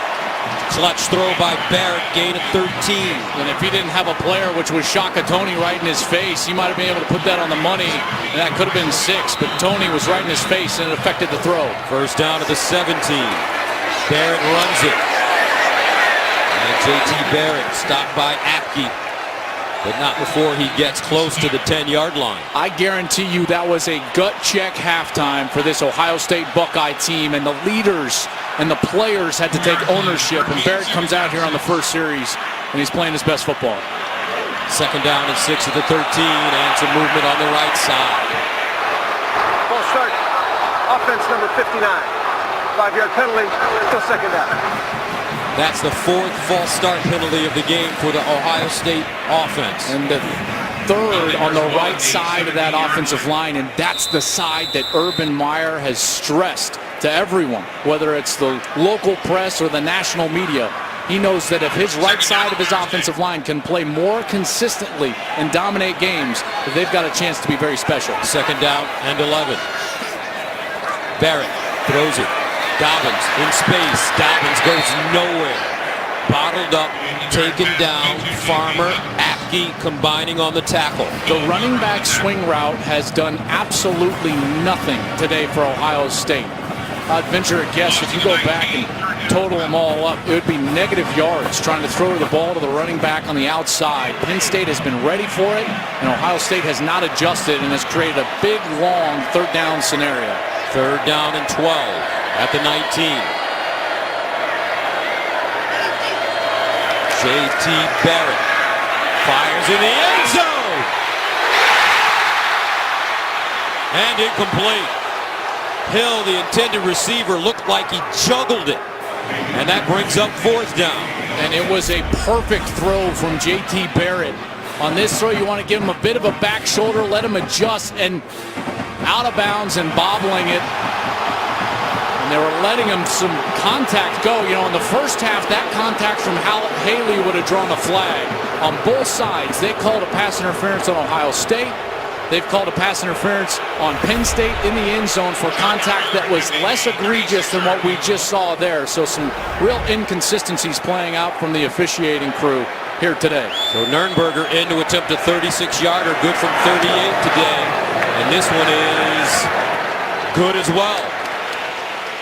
Ohio State settles for the field goal, 28-20. Fox College Football is sponsored by Ford. Going further so you can. And by Rocket Mortgage by Quicken Loans. Mortgage confidently. 28-20. JT Barrett and the Ohio State offense putting 3 points on the board. Their opening drive of the second half. So we've got an 8-point ball game. As you take a look, 10 plays, 57 yards. Bucks eating up 323. Biggest question mark of this entire team, though, is on the field right now. Kickoff team. Saquon Barkley, the deep man.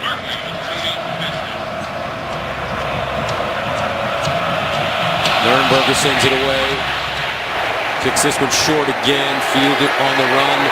And Penn State will start around the 30-yard line. Coming up next, it's Game 4 of the World Series. After the Dodgers won Game 1, the Astros have won the last two and taken a 2-1 lead. Tonight, the Dodgers try to even the series. The Astros look to take one step closer to history. Astros have never won the World Series. The Dodgers have not won since Kirk Gibson in 1988. First down and 10 at the 30-yard line for Penn State. Hands it off, Barkley, and Barkley tackled behind the line of scrimmage by Tyquan Lewis. Trey Sprinkle in as well. There was a whole host of Buckeyes in there beating their man. This defensive line is the key to stopping Saquon Barkley. If you allow Barkley to get to the second level and run on linebackers, he's too quick, he's too strong. The defensive line has to dominate. Second down and 13 at the 27. Here's the pitch. Barkley gets outside and goes out of bounds. A flag on the play, though. Damon Webb pushes him out. I thought there was a hold on Penn State out there on the outside, maybe on wide receiver Juwan Johnson, number 84.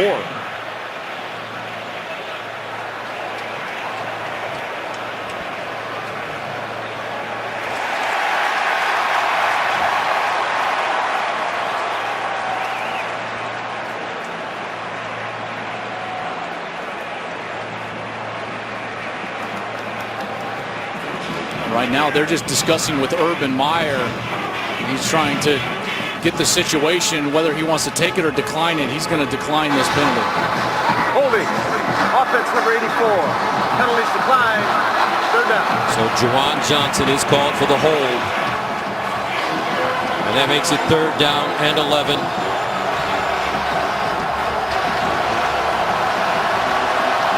Fans here in Columbus fired up. Let's see if Ohio State brings pressure on third and 11. McSorley in trouble. Breaks a tackle. McSorley. Does he get the first down? Looks like he did. What a play from McSorley. First, the escapability back initially. Look at all the Buckeyes in the backfield, and he gets away from Jalen Holmes, the senior, at 270 pounds, and then the speed to get to the corner, outrunning Malik Harrison to the first down marker. They get 12 on third and 11, first and 10 now for Penn State. McSorley up top, incomplete, intended for Deshaun Hamilton. That ball thrown high. They were trying that run-pass option, the RPO you've heard so much about in college football. McSorley never got his feet set. The ball sailed high. Too much for Deshaun Hamilton.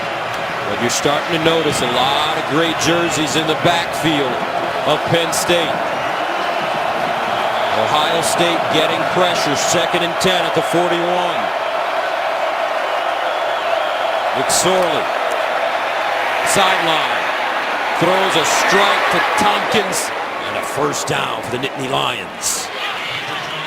What a great route by DeAndre Tompkins. Watch how he's going to have man coverage, and he's going to burst and force the defensive back to cover deep before falling out of the route and creating a little bit of space. Good timing from Trace McSorley. That's an easy completion, a long throw, but an easy completion for Penn State. Back-to-back 12-yard gains. First down.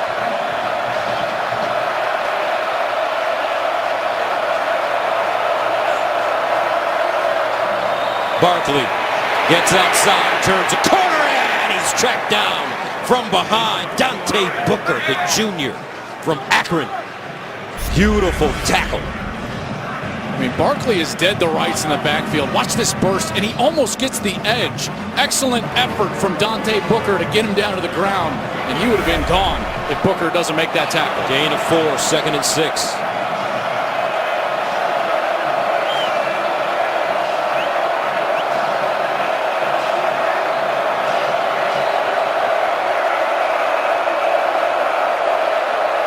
McSorley over the middle, caught, and Johnson holds on to the ball somehow, and he got clobbered down at the 39. What an important completion there, because it creates this short yard situation. In the first half, they've been leaning on their great running back Saquon Barkley in these moments on 3rd and short. This time, he'll split out to the bottom of your screen as a wide receiver. 3rd down and 3. Barkley motions into the backfield.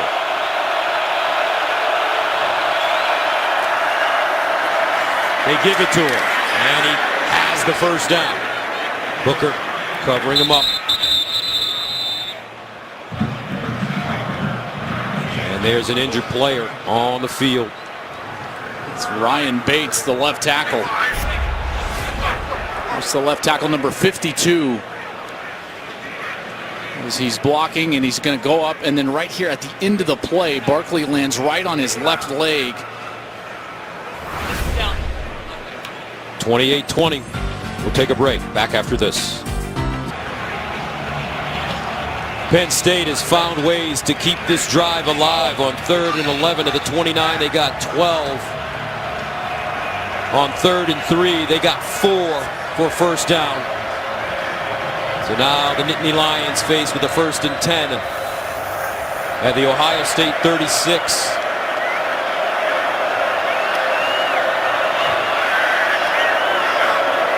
McSorley to Barkley. Barkley spins, can't get out of trouble.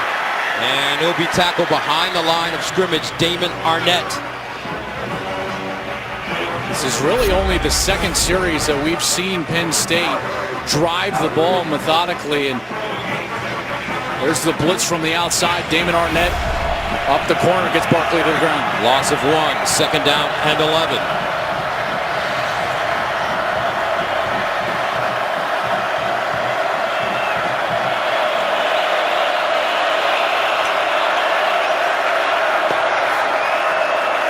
McSorley fires a deep ball down the field.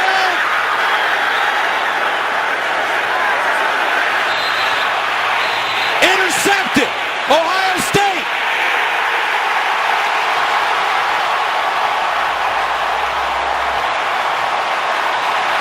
Denzel Ward hurt my feelings.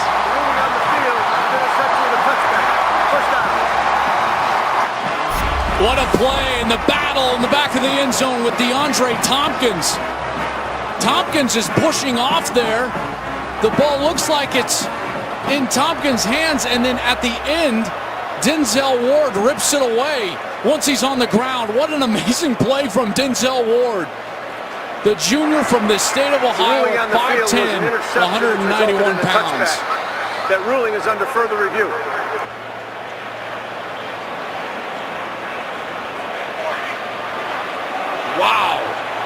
This is going to be an interesting review because once we see the replay, it actually looks like Tompkins might have had control of that ball.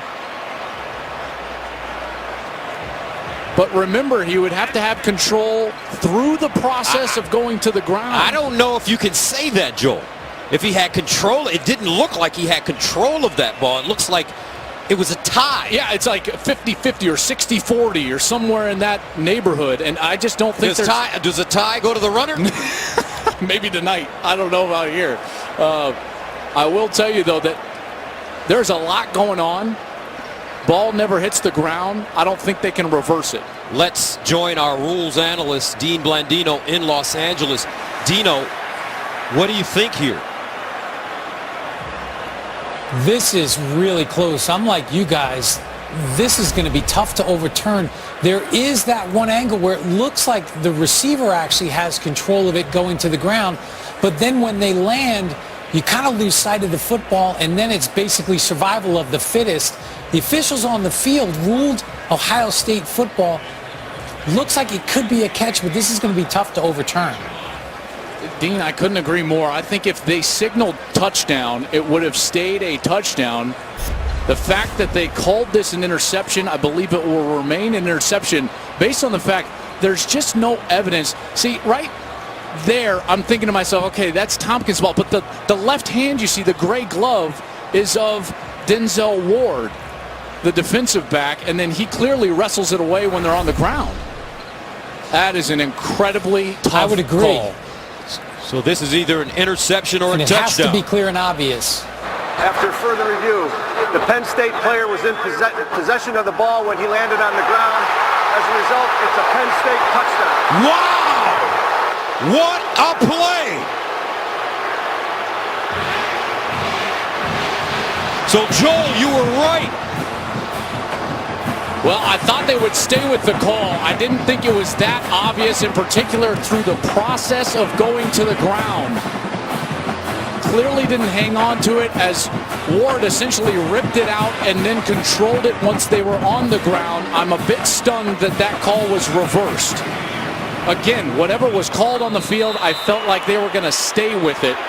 I'm very shocked they reversed it. I didn't think there was enough video evidence to reverse whichever call was made on the field.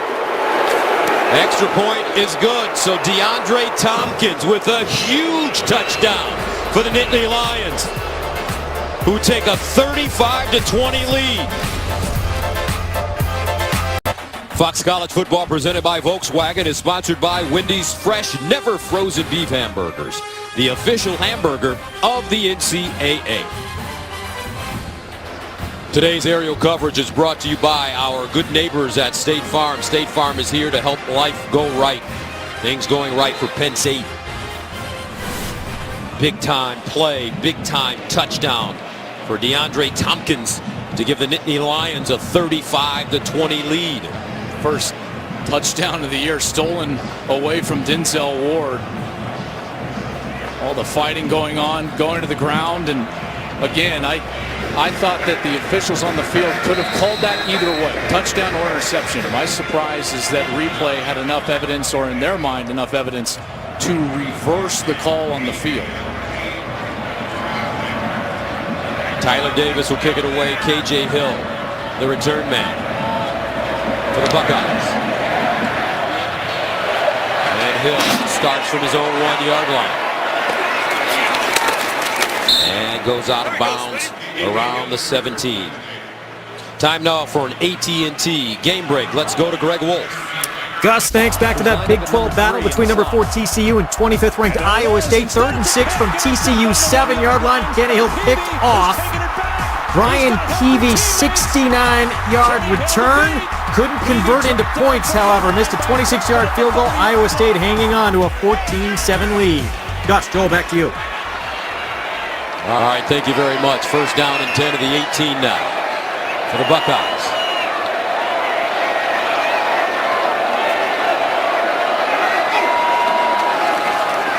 Dobbins, stop and start, the freshman, turning it on, gets up the sideline and picks up a first down. tell you, Dobbins has been electric today. I think he's been the most electric Buckeye on the field offensively. That's his 8th carry. He's nearly rushing the ball for 10 yards a pop. He needs to stay on the field. They need to get him a rhythm here, giving him the ball. 75 yards rushing. They give it to him again, straight ahead. And he runs right into Christian Campbell. Well, this offense, on 3 different drives, they've moved the ball well all day long. And on 3 different occasions, 2 drives, they had to settle for field goals. On another drive, they drove the ball all the way down and then failed to convert on 4th down. So some self-inflicted wounds once they get into the scoring position. 2nd down and 8.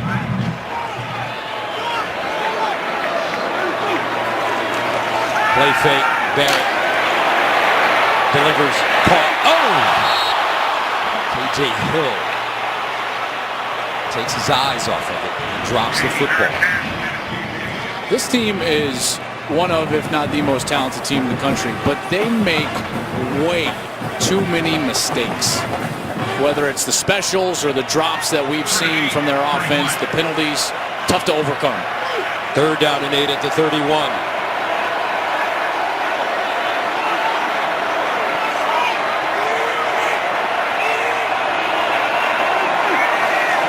Barrett underneath, and a 1st down.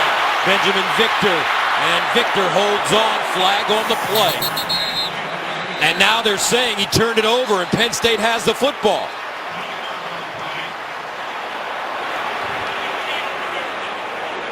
Looks like the ball was out, but this is going to be a hold earlier in the play on the opposite side of the field on Penn State. That's what the flag is down for, something along those lines.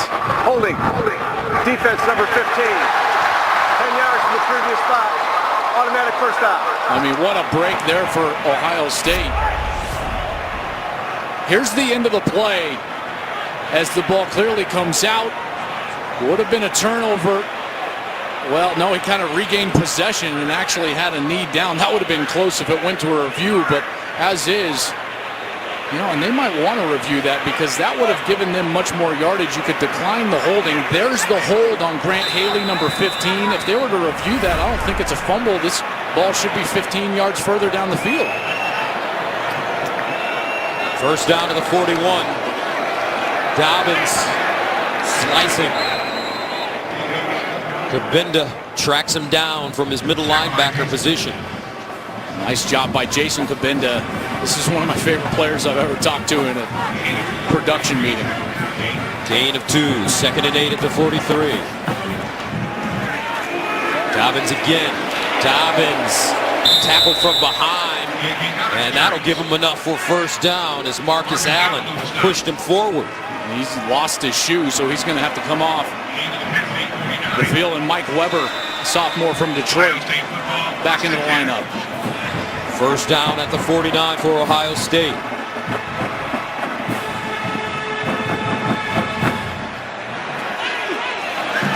J.T. Barrett winds up, delivers, and it's Johnny Dixon finding a soft spot, but a flag at the 30. Hold, 78. Holding, 78. It's Demetrius Knox, number 78, the right guard. He's going against Robert Windsor, number 54. And Windsor did a great job. 78. 10 yards from the previous spot. 3 feet, 1st down. Of attacking that left shoulder with his left shoulder, getting up the field and forcing the holding call. And now Ohio State is way behind the chains.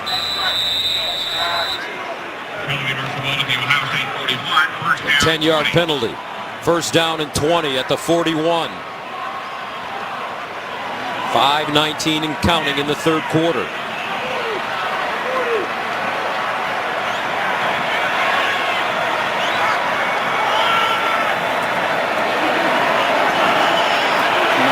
Time to change the play. That's a delay. Before the snap, delay of game. Offense. 5-yard penalty, still 1st down. That's a coaching error from Ohio State. They tried to change the play. The play clock was down under 10, really under 7 seconds. Barrett tried to do it quickly, but not enough time to change the play and snap the football.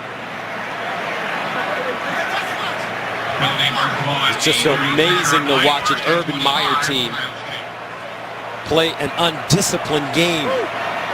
First down and a long 25 to the 36. 10 penalties, 79 yards for the Buckeyes.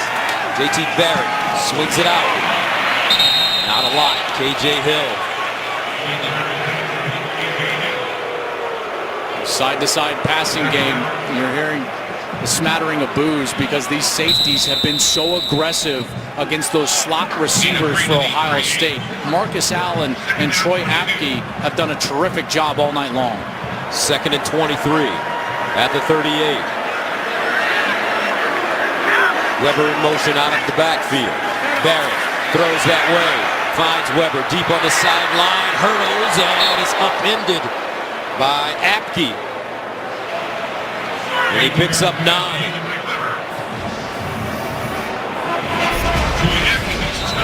He came down awkwardly on his head. Oh my goodness. As he tried to go up and over the safety, Troy Apke. That looked awful. 3rd down, 14 at the 47. Weber remains in the game. Barrett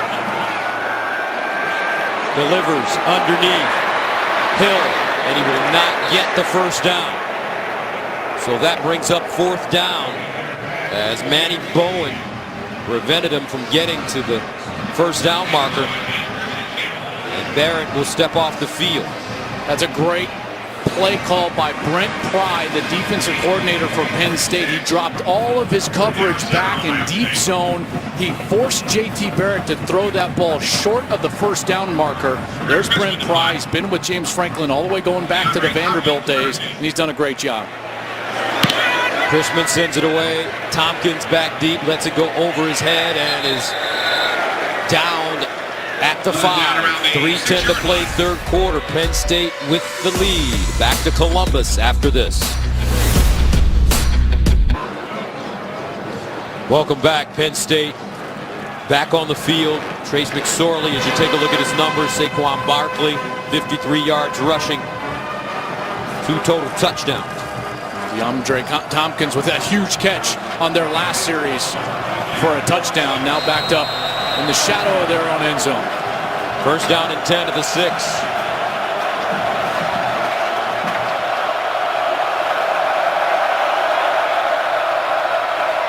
Barkley changes directions and is tackled at the goal line by Kendall Sheffield. Almost a safety. And Barkley didn't see him and tried to spin out. Dangerous move, even for a guy as talented and explosive as Barkley. And he gets down right at the last second with that ball still in the field of play and not over the goal line. What a huge moment here for the Ohio State defense, with a chance not only to put points on the board themselves, but create field position for their offense as Greg Schiano tries to dial something up to stop this Penn State offense.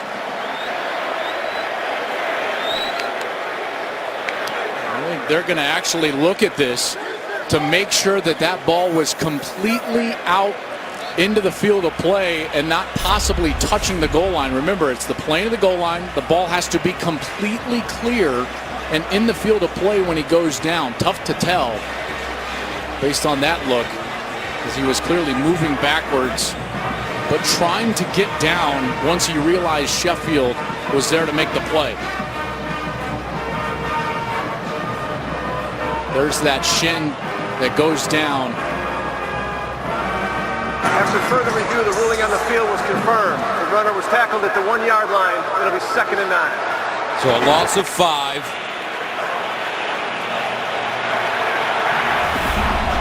Second down and 15.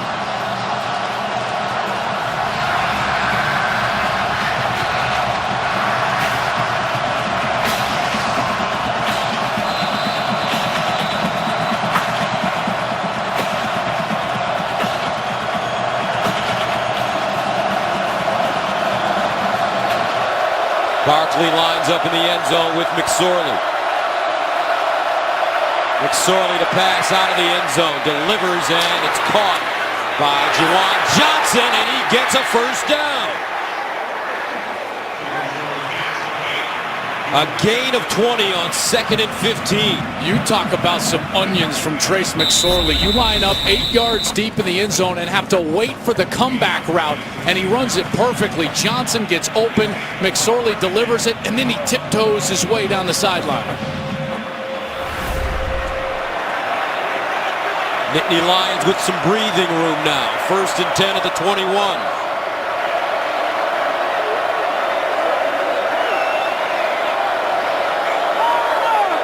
McSorley hands it off to Barkley. And Barkley will get 7.5, maybe 8 yards on the play, as Dante Booker and Jerome Baker combine on the tackle. What a huge conversion, and then run after the catch. The crowd was back into it. You sense that Ohio State may get great field position out of it. And Penn State on their way with here a 2nd and short.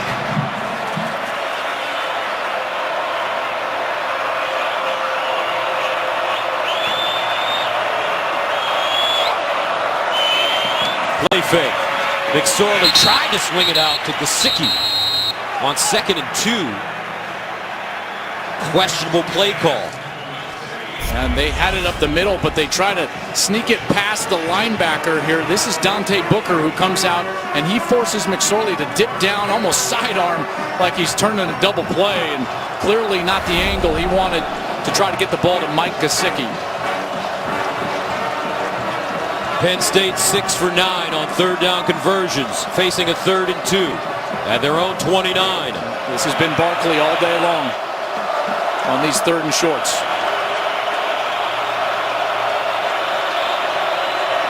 They give it to him, and Barkley won't get it this time. What a play on defense for Ohio State. Jordan Fuller, a 4-yard loss, and Penn State has to punt. Well, Greg Schiano knew exactly what everyone else knows, is that he's going to get a run with Saquon Barkley, so he floods the area. 3 linebackers stay in position, sends a safety, Jordan Fuller, in to make the tackle. And how about Fuller getting one of the best down to the ground? Gillikin will punt it away from his own 11. K.J. Hill back deep for Ohio State. And here's Hill. Muffed it. Picks it up. Turns it up and finally goes down at the 23. Special teams for Ohio State has been an Achilles heel this year, especially in this game. Boy, I'll tell you what, this is not what I expected off an off week. This team was playing so well the last time they were on the field against Nebraska, and they come out after an off week. They've got 10 penalties. They give up a kick return for a touchdown, false starts, drop passes. Just a mistake-filled game from the Buckeyes. First down, though, at the 24. Ohio State down 35-20. Penn State showing blitz.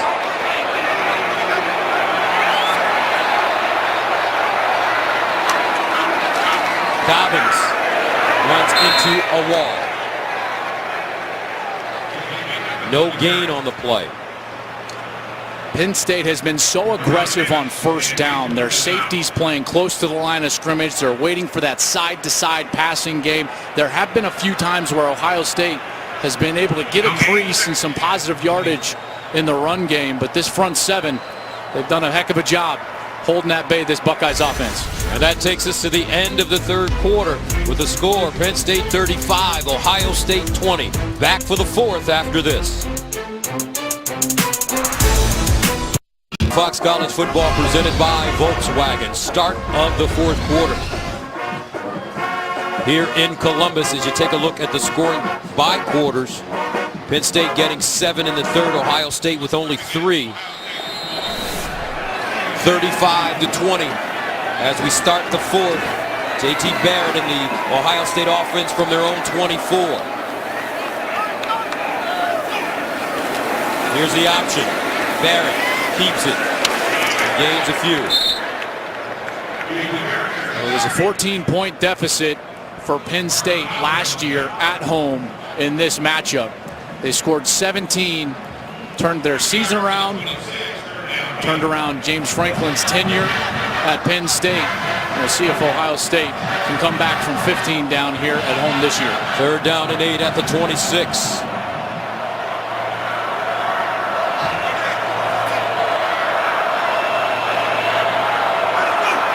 comes a blitz. Barrett with time. Sideline. And Austin Mack with the reception and the first down at the 35. Mack, the sophomore from Fort Wayne, Indiana. This is a guy that has turned into a very consistent receiver for J.T. Barrett. So first down after the 9-yard gain from the 35. Barrett lets it fly again, and he whips it to Johnny Dixon. And Dixon will gain about 7 on the play. Christian Campbell with the tackle. And Dixon slow to get up.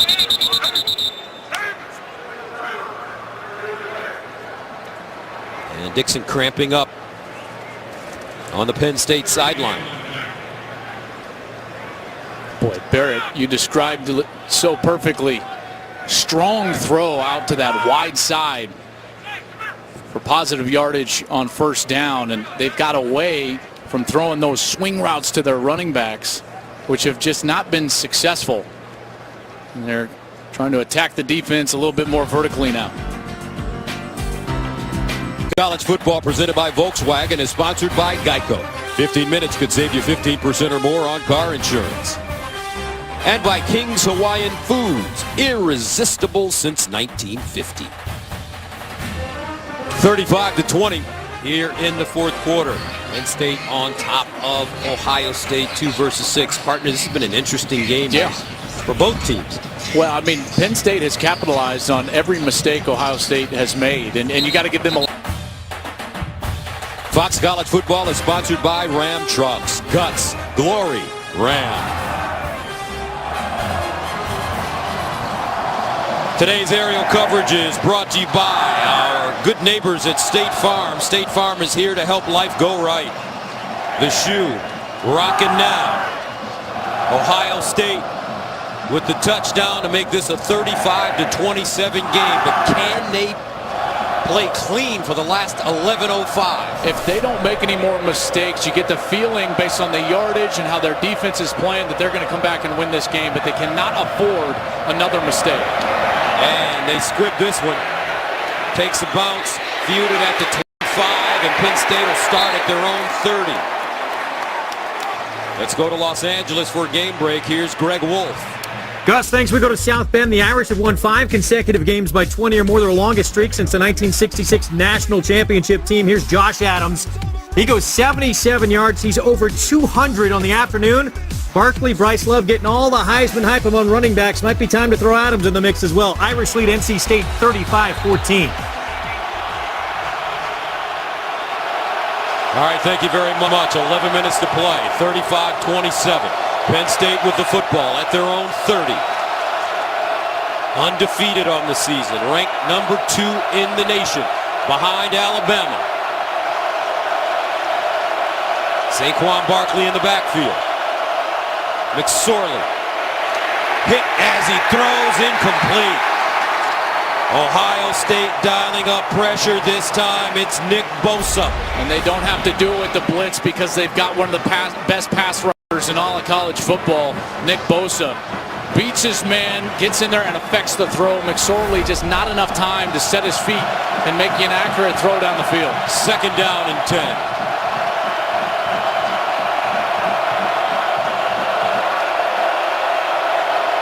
McSorley, he'll run it with room.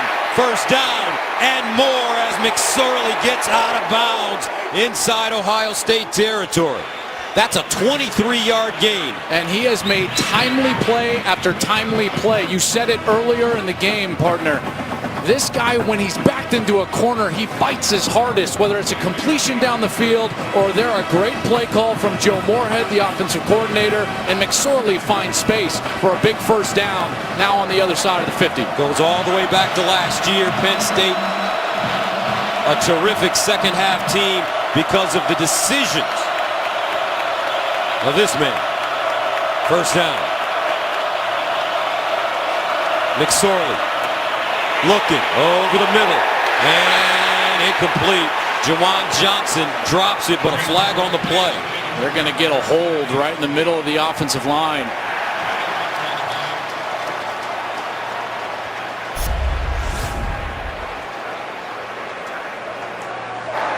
Holding. Offense number 66. 10 yards from the previous spot. Repeat first down. That's Connor McGovern, the sophomore center, 6'5", 312 pounds. He was an all-Big Ten freshman, honorable mention last year, number 2 rated center coming out of high school.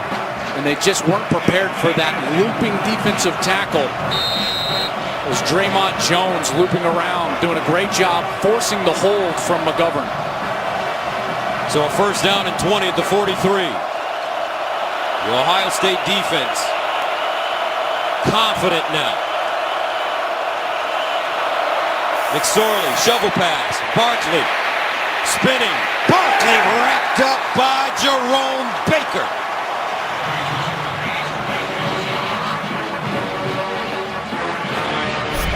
The pursuit right here. Here's Baker, and he's going to be going to his right. And he just pursues so great. He avoids the block right there and then gets to Barkley, gets to his legs, and brings him down to the ground.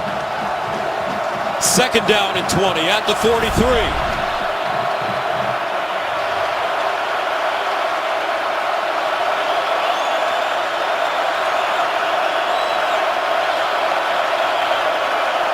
McSorley dancing, throws on the move. Gesicki over the middle with the catch. A 7-yard gain on 2nd and 20 as Jordan Fuller stops him, and that brings up 3rd down and 13 at midfield. Big play here for both squads. Well, what they love to do is attack the inside receiver, whether it's Gesicki to the top of your screen or Deshaun Hamilton at the bottom of your screen. Those are your 2 matchups to watch on 3rd down. And watch McSorley's legs as well.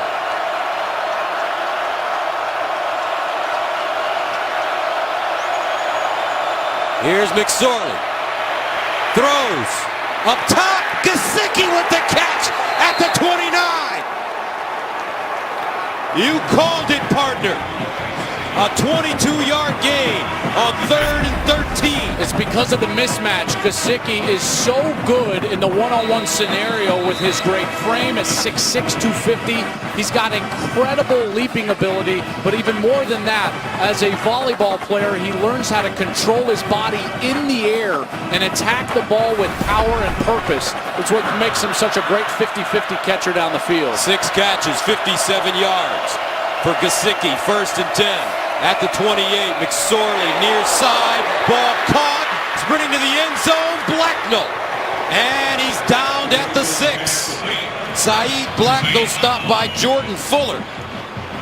And he picks up 21, so back-to-back 20-yard gains.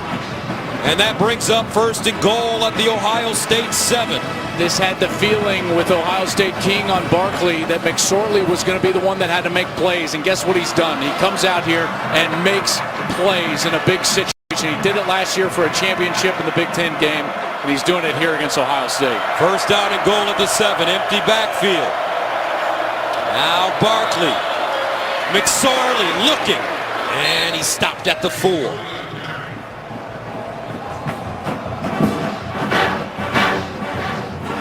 This is just an enormous sequence here. You cannot put the ball in harm's way if you're Trace McSorley, because at worst, with a field goal, you make it a 2-possession game. He's got to be careful with the ball, but also allow his players the ability to go make a play. For 2nd down and goal at the 4. McSorley again with the run. We'll get to the 3. Jordan Fuller with the tackle. Touchdown here will make it awfully tough for Ohio State with 7 minutes to play in the 4th. Penn State in no rush. Doing a smart job here of taking the entire clock, as the play clock is just under 17 seconds now.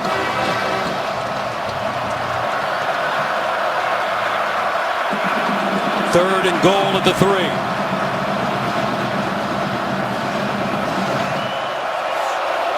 McSorley hands it off, and that D-line stopped.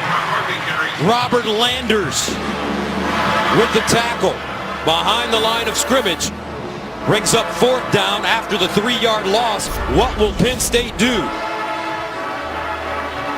Well, that's a great play by the defensive line, but the decision here, I think, is pretty easy. You make it a 2-possession game.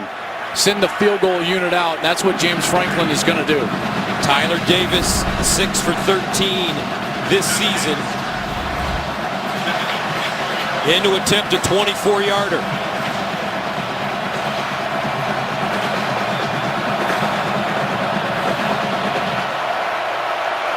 Got it down and up. Penn good.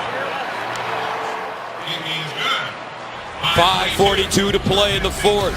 Penn State up 38-27. Drive. Now 38-27. Our game summary sponsored by Dockers, khakis, ready for anything. So Ohio State will get it. KJ Hill from his own goal line. And Hill straight ahead, and he gets to the 25. 5:37 to play in the 4th. Well, in these situations, when it's a 2-possession game, inside of that 7-minute mark, 6-minute mark, it's then a game within a game for the offense and the offensive play caller. You have to set a line of demarcation where you're trying to score before a certain point. That point for Ohio State is about 3.5 minutes. So it's 5:37 right now. They're thinking to themselves, we need to score a touchdown in the next 2 minutes of game clock. 1st down and 10 at the 24. Empty backfield for Barrett. JT looking. Near side caught. Austin Mackey gets out of bounds at the 35. Both teams with all 3 timeouts. We're finally able to expose the middle of that Penn State defense on the last series for a touchdown to Johnny Dixon. We'll see if they go back and try to exploit that same area. 1st down to the 35. Barrett again to throw. Underneath. Caught. And it's Marcus Ball. He picks up 4.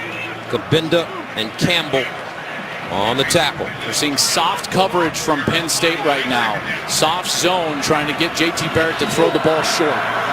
Barrett goes through his progressions with time. And what a catch. KJ Hill. Barrett put that ball in a shoebox. I tell you what, that was a great throw from Barrett. So many times in that traffic, you got to put the ball down near the ground, and that's exactly what Barrett did. 13-yard gain. 1st down to the 48. Barrett again. Barrett. And it's Austin Mack. Did he hold on? Yes, he did at the 30. And again, the tight window throw. Coverage was brilliant by Penn State. The throw was even better from JT Barrett. 18-yard gain. So back-to-back. 13 and 18. 1st down at the 30. Barrett looking. Barrett in zone.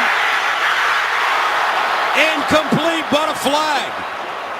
Penn State had too many guys on the field. They were trying to sub and didn't get it done. Offside. Defense number 30. 5-yard penalty. Still 1st down. Well, they did run that 12th guy off, but lined up offside. Boy, that's just a touch more air, and that's a touchdown. Just a touch, and we've seen that a couple of times today from Barrett, with a guy open down the field and unable to connect. 1st and 5 at the Penn State 25.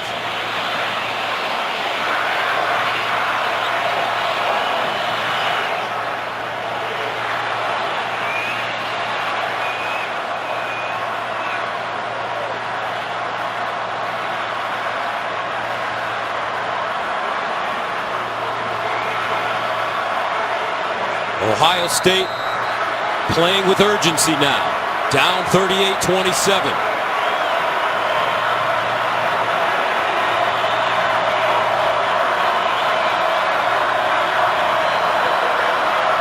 It's like a blitz coming from the short side of the field. Here's Barrett. Picks it up. Looks in the end zone.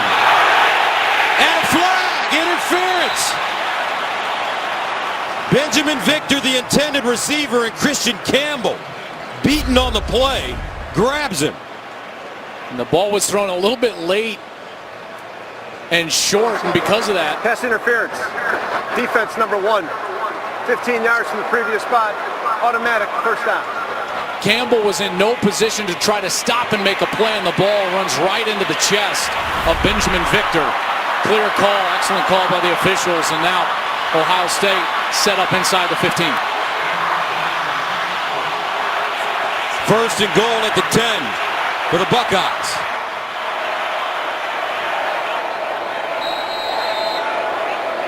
J.T. Barrett has gotten him down the field quickly.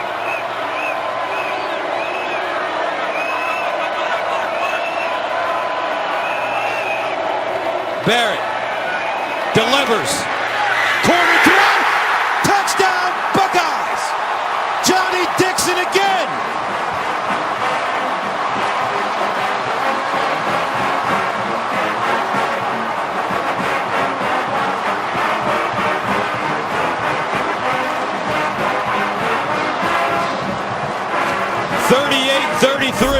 And it looks like Ohio State's going for two. It's just an incredible pass from Barrett. The third or fourth on this series that we've seen him fit into a tight window, and they will stay on the field and go for two. They worked on this situation on Thursday in practice several times. What they run? Johnny Dixon, number one on an end around. They worked on it 4 or 5 different times from this exact formation. Johnny Dixon at the bottom of your screen in the slot. Barrett, there's the end around. Dixon cuts it in, and Penn State holds. Grant Haley, huge tackle. But the Buckeyes score in 1:17, 38-33, 4:20 to go.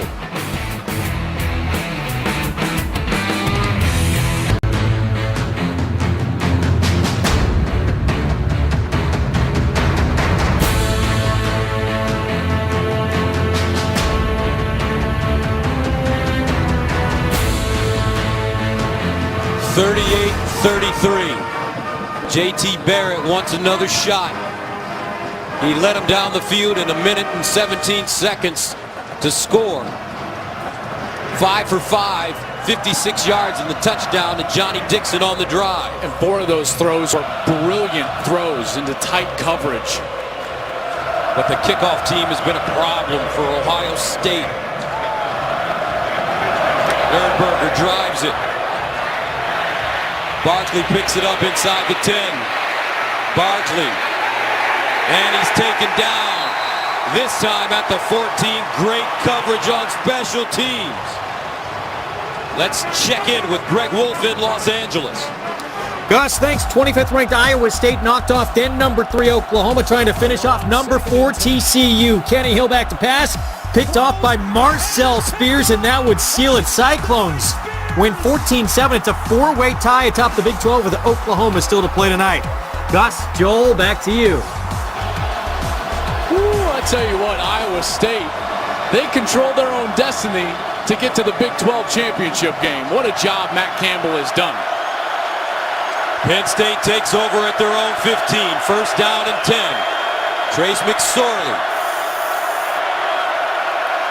And a handoff, and look at this. Nick Bosa, Hubbard, all the black belts in on that play. They just decided to have a little party in the backfield. Sam Hubbard says, I'm just going to tackle both of them. What an amazing job. Rather than wait for who gets the ball or where they're going, he just went after both players and brought them down to the ground. And Ohio State takes a timeout.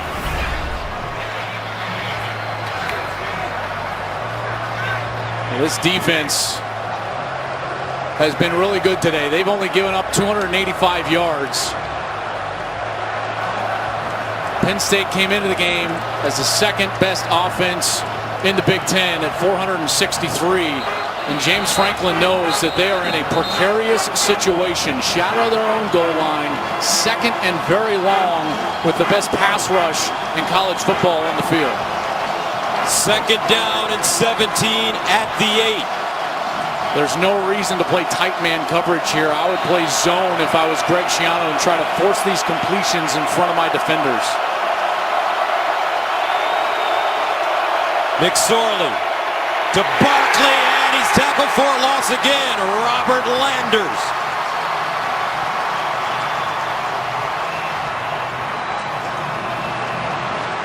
Larry Johnson, the defensive line coach. His guys dialing it up now. And the one with the most ability to get to the quarterback on a long third down is Nick Bosa, number 97. He's on the field. I don't think Penn State's going to drop back and throw. This is going to be a handoff or a screen, maybe even a rollout from Trace McSorley. They can't afford to drop back here. On 3rd and 19, McSorley, Barkley, stunner steps, gets to the 11, and Penn State will have to punt it deep in their own end. What a series from this Ohio State defense, and more specifically, the series from the defensive line of Ohio State. Greg Schiano, the defensive coordinator, said that this was the best defensive line he has coached, pro or college.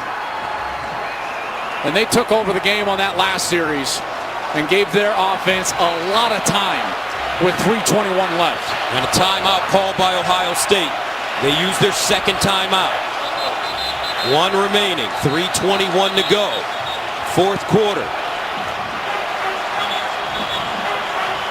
That was an awfully safe series from Penn State. 3 straight handoffs and a punt. Nittany Lions will rely on their defense now. Gillikin punting out of his own end zone. No pressure. KJ Hill back deep. Starts from the 31. Hill looking for a lane. Crosses the 40 and gets up to the 42 before being driven backwards. A 56-yard punt and a 7-yard return. Brandon Smith with the tackle on special teams. What a punt. It's an excellent job by the punt team, who have had a kick blocked today, but they come back with an excellent hit there from Blake Gillikin, the sophomore, who had a great kick last week against Michigan in a similar situation. So J.T. Barrett, he's been criticized for not being able to win a big game. He'll start at his own 42-yard line, needing a touchdown with 1 timeout. Mike Weber in the backfield with him. Here's Barrett running it straight ahead. Not a lot of room as Jason Kabinda closes in on him. I'm interested to see how they're going to attack this series. The last series, time was making this an urgent type of play calling event. They were going down the field with passing. We'll see here now with more time on their hands. Gain of 2, 2nd and 8. Barrett stands strong in the pocket. Oh, what a throw! McLaurin with the catch. J.T. Barrett. Heart of a Lion, a gain of 20. And that heart allows you to sit in the pocket and throw it in the face of that rush bearing down into your chest, and he did it with a beautiful throw. First down at the 36. Barrett rolls, delivers, and it's K.J. Hill. Downed at the 30-yard line by Haley. Clock still moving at 2:22. And they don't want to go too fast, but again, their rhythm is fast tempo, and they're going to stick with it. Barrett looking. Barrett underneath. Caught. Hill. And K.J. Hill downed at the Penn State 15 by Haley. Great time in the pocket, and Barrett has been able to survey the defense and get through his progression to find the open man. He's been brilliant the last 2 possessions. Nearly perfect. He's been a conductor. 1st and 10 at the 16.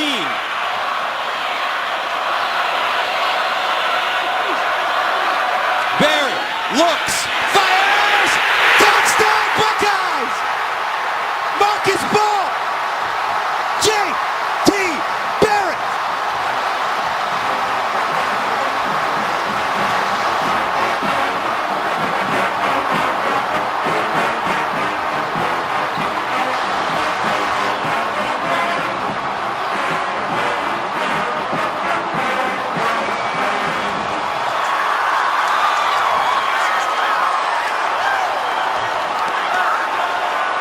They'll go for two again and try to make it a three-point game.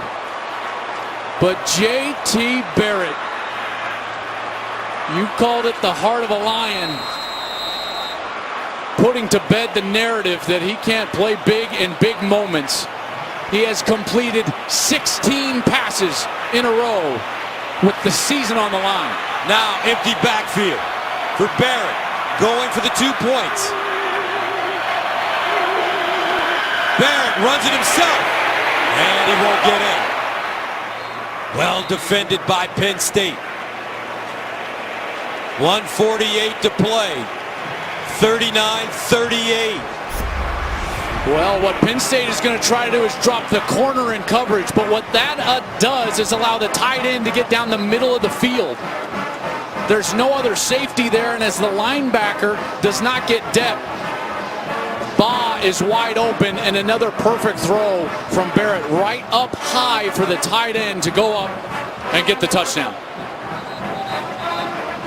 So Ohio State has the lead. However, their Achilles heel will take the field. And there's a lot of time, and that 2-point conversion was huge. The stop at the 1-yard line makes this a 1-point game. Field goal would win it for Penn State, and they have to put that kickoff unit on the field. Again, they've given up a 60-yard return that set up a score. The opening kick of the game went to Barkley, and he took it 97 for a touchdown. The most dangerous man in college football is standing at the 7-yard line in the shoe with the season on the line.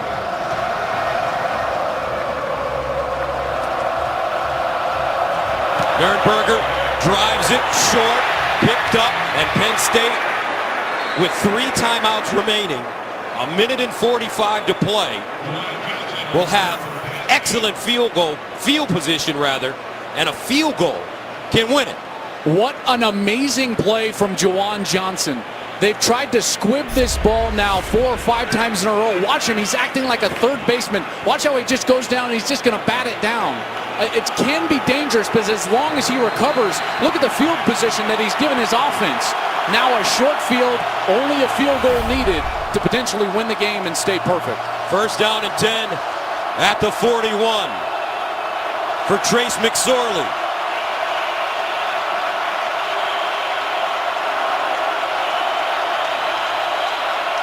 McSorley on first down to throw, under pressure. McSorley rolls and incomplete. But here's the question, Joel. Where do the Nittany Lions need to go to get in field goal range? Tyler Davis, their kicker, has a 47-yard career long. At that point, they need to get themselves inside the 30-yard line. Right at the 30 for a 47-yarder, inside to make it short of his career long. Second and 10.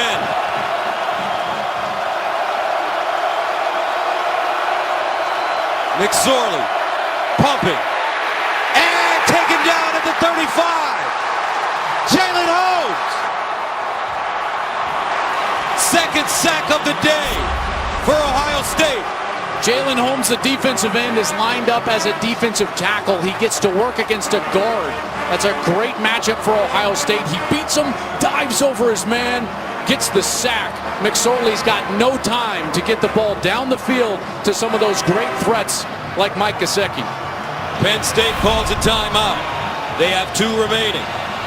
1:34 to go. 1-point game. 2 versus 6. It's 3rd and 15, but you don't need all 15 right here. It's a 4-down situation. I would not be shocked if Penn State tried to throw something short, maybe even a screen pass or something out of the backfield, in order to make it a shorter 4th down opportunity. And listen to this crowd. Gesicki has been a go-to receiver for McSorley. 3rd and 15 at the 36. Barkley in the backfield.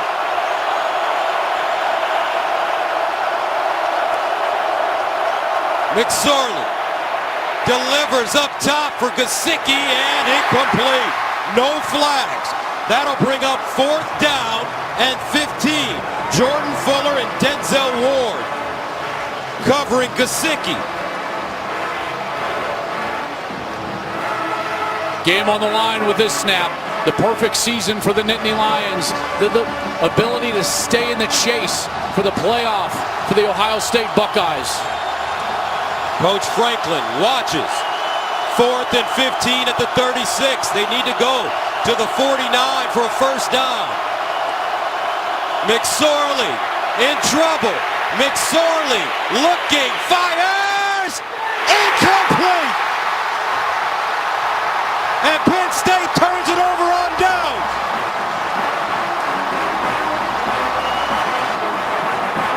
.122 left.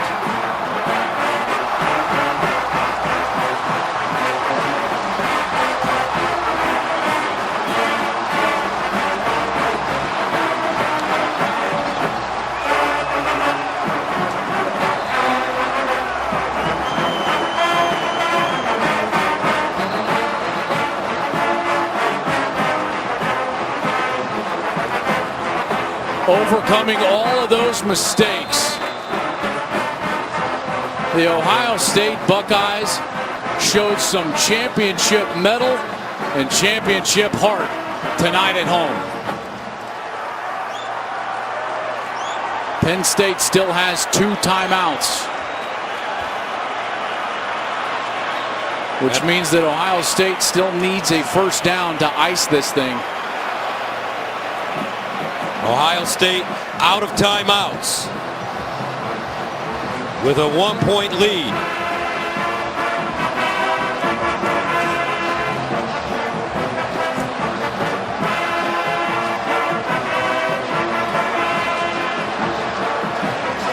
McSorley just had no time in the last couple of series to try to throw the ball down the field.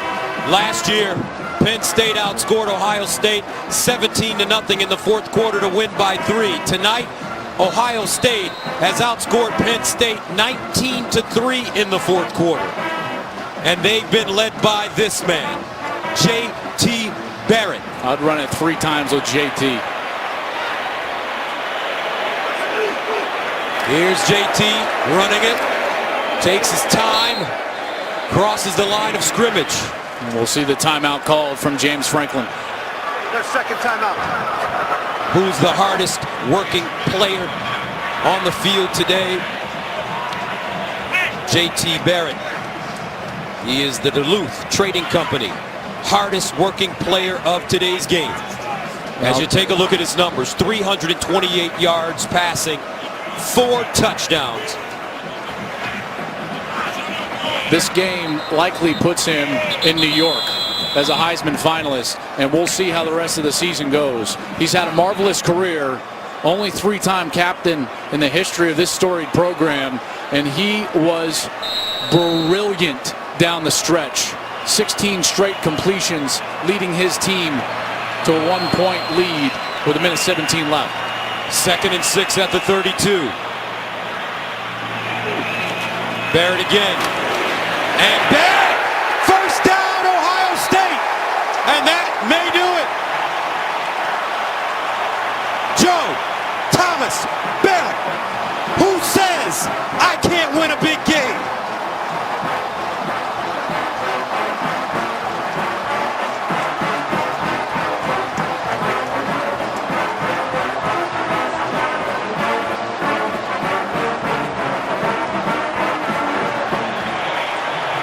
It's one of the great performances from Ohio State quarterback. 2 versus 6. 19-3 run in the 4th quarter. 16 straight completions. That's amazing stuff. He takes it in with 40 seconds to go.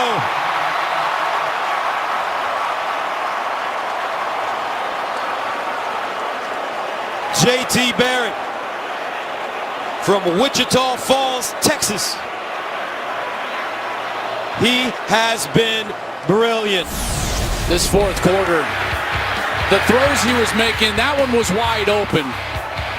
Goes right down the middle of the field, but just on the money, time after time. Small window throws, hanging in the pocket. The rush was bearing down on him several times, and he hung in there like a quarterback should, taking the hit to his chest, getting the ball down the field.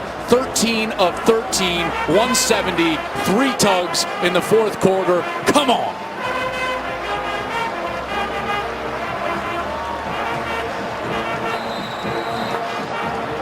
And the defense playing well. After Saquon Barkley's 36-yard touchdown run in the second, Ohio State has held him to 9 yards on 18 carries, and that's it. The Ohio State Buckeyes knock off the number 2 team in the nation, led by their spectacular quarterback, J.T. Barrett. The final score from Columbus, 39-38.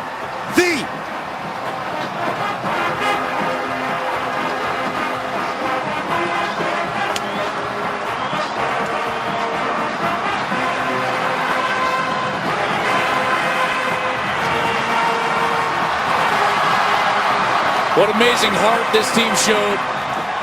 They made way too many mistakes. A lesser team gets beat. But with the 11 minutes remaining on the clock, they played clean, Joel. They did. They had to, and they did.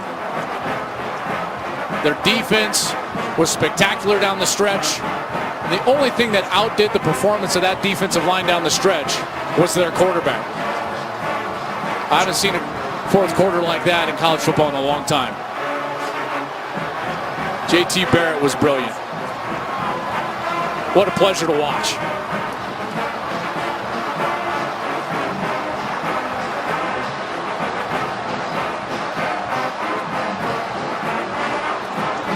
So Ohio State